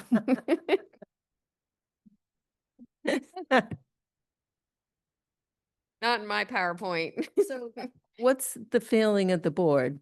Two things. Are we comfortable with all these uses in all areas of the industrial park district, A, and B, is it ready for special town meeting? Can I ask a question? You have a question? No, I was gonna answer, but go ahead. I'm sure you're good on the lines. Well, is there anything we can do for our proponent that wants to add shouldn't we consider that, whether we want to do something with highway major retail and make a location in a particular spot within the IP district or something? Is there anything that we can do or should do? What if it fails? And this passes? If you add it as a use here, you mean, or you mean? Well, I mean, we understand what they're trying to do. They would like to add highway major retail, so, and we've got a bylaw for industrial park. So I'm just wondering, can we put the two together where I understand it could fail, right? Maybe that's not a good idea, but I'm just wondering, should we attempt to try to put it in there? To create the zone for highway major retail that we want and not the zone that they want. It's first on the warrant article. They're way ahead of us on the warrant. I think this gets really confusing for town meeting. Yeah. I can You know, I think it's, but again, I'll save my comments till we go down the line. I just think it should be asked, that's all. I think. Oh, so two questions. Ms. Houlihan, you can start the two questions. Are we comfortable with all the uses in all the areas of the industrial park? A, and B, is this ready for fall? So, yes, I'm very comfortable with what we proposed. B, I think it can wait. I don't think it's an urgency. I think we have time. So if we wanted to go in the spring, I'd be for that. Ms. DeMaria? That's fine with me too. Me as well. I'm fine with the changes as far as, are we ready or can it wait? My 2 cents about can it wait? You're right, it is not necessarily urgent. However, one of the things I was opining for when I was running for the position was that we have lots of things that are outdated and we can realistically, we have 2 meetings a year, like 1, but 2 if it's special. And as is the case now, we're loading it up with some zoning stuff because we want people to kind of look at what we have. Isn't modernized, doesn't need to be modernized. And I just am somewhat concerned if we keep pushing things to the next, we're going to miss the opportunities to do the very thing, one of the very things that we're charged with doing, which is to modernize our zoning. So while I don't see a sense of urgency per se, I also, if we can get it ready in time, then I advocate for making it ready in time. So.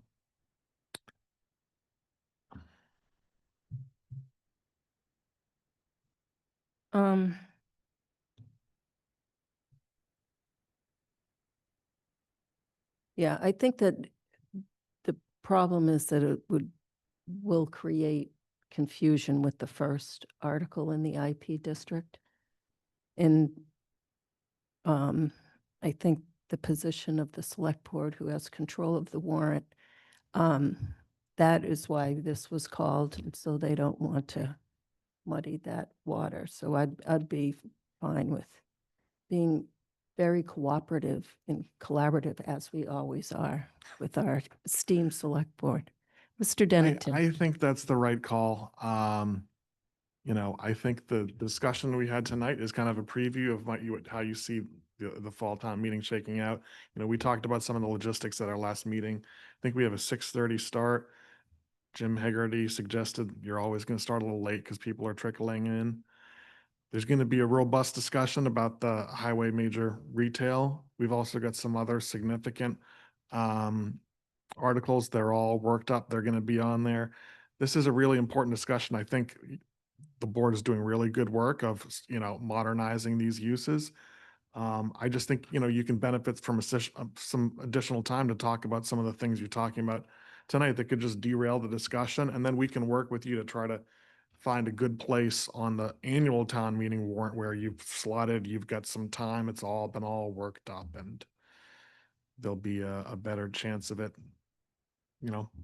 It's been publicized before. People have had an opportunity to comment, but I hear you, Alan. But the annual town meeting is not that far away. Thanks. We're holding you to a good position. Can I just add to Mimi? I think too, if we take this opportunity between now and annual town meeting, really get the word out because there is a lot in this. And I think we should also take the opportunity, I've said this before, to do like a PSA with Access Media. It's free. It gives you the opportunity to get the points out there. And, so I think this gives us time to do that because I really do think that's important, to be able to share something. One other point, we have a one, an application for a one-stop grant to do this corridor study jointly with Westboro and Northborough. And I think we're going to know on that in a couple of weeks whether or not we got the grant, and that may impact this too. As long as ADU stays on. Yeah, I think that looks pretty straightforward. Thanks. Can I just add again, So Marnie, the- thank you for all the time and energy and the research and everything you've done on this. So thank you. Sounded like the multifamily 55 plus. I'm trying to remember. No, not, okay, thanks. Thank you, Andrew. Two super fans out there. Woohoo! So this, I guess we just can continue hearings on this. To Springtown meeting? Because we can reopen. No, you want to close the hearing and then continue working as a discussion item? Okay. All right. I make a motion to close the public hearings for the proposed zoning amendment on the industrial zoning district to at a later point next year. Oh, no, I'm closing the We're public just hearing. closing it. As amended. A second. There we go. I have a motion and a second. Any further discussion? Seeing none, all in favor, Latrell, yes? Houlihan, yes. Demiria, yes. Brascio, yes. Elniak, yes. But we'll keep this as a discussion Yeah. item on our agenda. That, I'll still make. And the thank you, corrections. Marnie and Alan, and your knowledge of AI for working on this.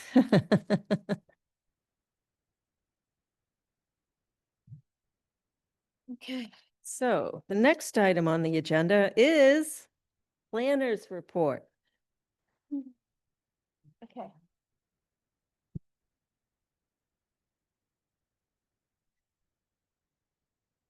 Okay.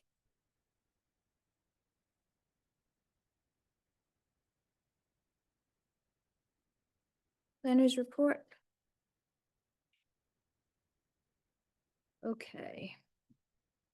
Just quickly, the EOHLC completed their review of the housing production plan, but was still pending feedback to be coming soon to the Affordable Housing Trust. The shared parking bylaw from annual town meeting of 2025 was approved by the AG's office. It was now official in the code. Then did I have the Community Preservation Act applications are closing on September 15th. I just wanted to make that quick announcement. And 250 Turnpike Road, the 40B project is slated for September 17th. I think the continued zoning board public hearing for that. But you can check the website, the zoning, October 20th. It may have been automatically, they may have requested to continue it, but I thought it was, I can look real quick. But it is on the website. Let me just confirm that since I brought it up, I'm sorry. It's the ZBA, right?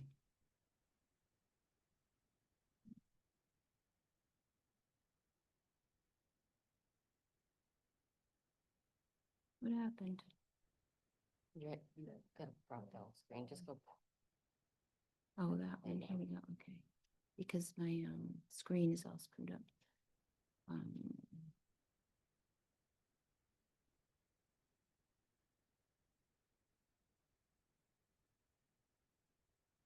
August, September 17th.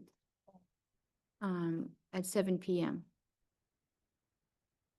Hybrid via Zoom, in-person ZBA for the 250 Turnpike 40B.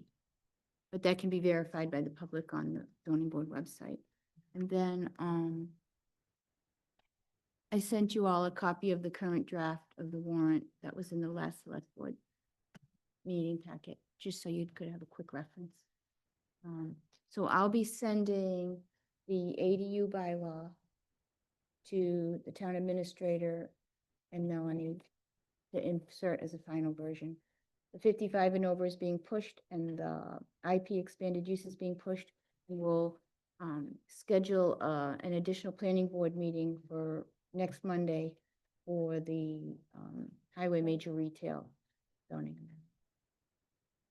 And that will be the only thing on the agenda, and it's Zoom only. Yeah. Okay. Karina, do you have any update or planner's report update on the property at Parkerville and Route 9, the car condo? It's a disaster zone. No, I don't. That fell on by the wayside. Last they were trying to perk for septic, and then I got several calls of people interested in purchasing it. Okay. And I referred them to the owner. Okay, it's awful. Okay. I'll make a note to. I reach think out. people are asking to find out, yeah, if we might be able to do that. That's 241, 245 Turnpike. Thank you. Condo. What is the status? You know, Okay. And that's all I have for planners report. That's it. We have one set of meeting minutes. I make a motion to approve the minutes from August 18th, 2025. I second. With discussion. Line 30. It starts. Planning board, blah, blah, blah, would be one before planning board. I don't know Ms. what it's saying. Latrell asked if there should be a requirement for site plan. There would be a stop before the planning board, Oh, one. So one stop. one stop. Change A to 1 on line 30. In line 46, it says Conservation Commission, but it was Open Space Preservation Commission. That we wanted to send that open space letter to.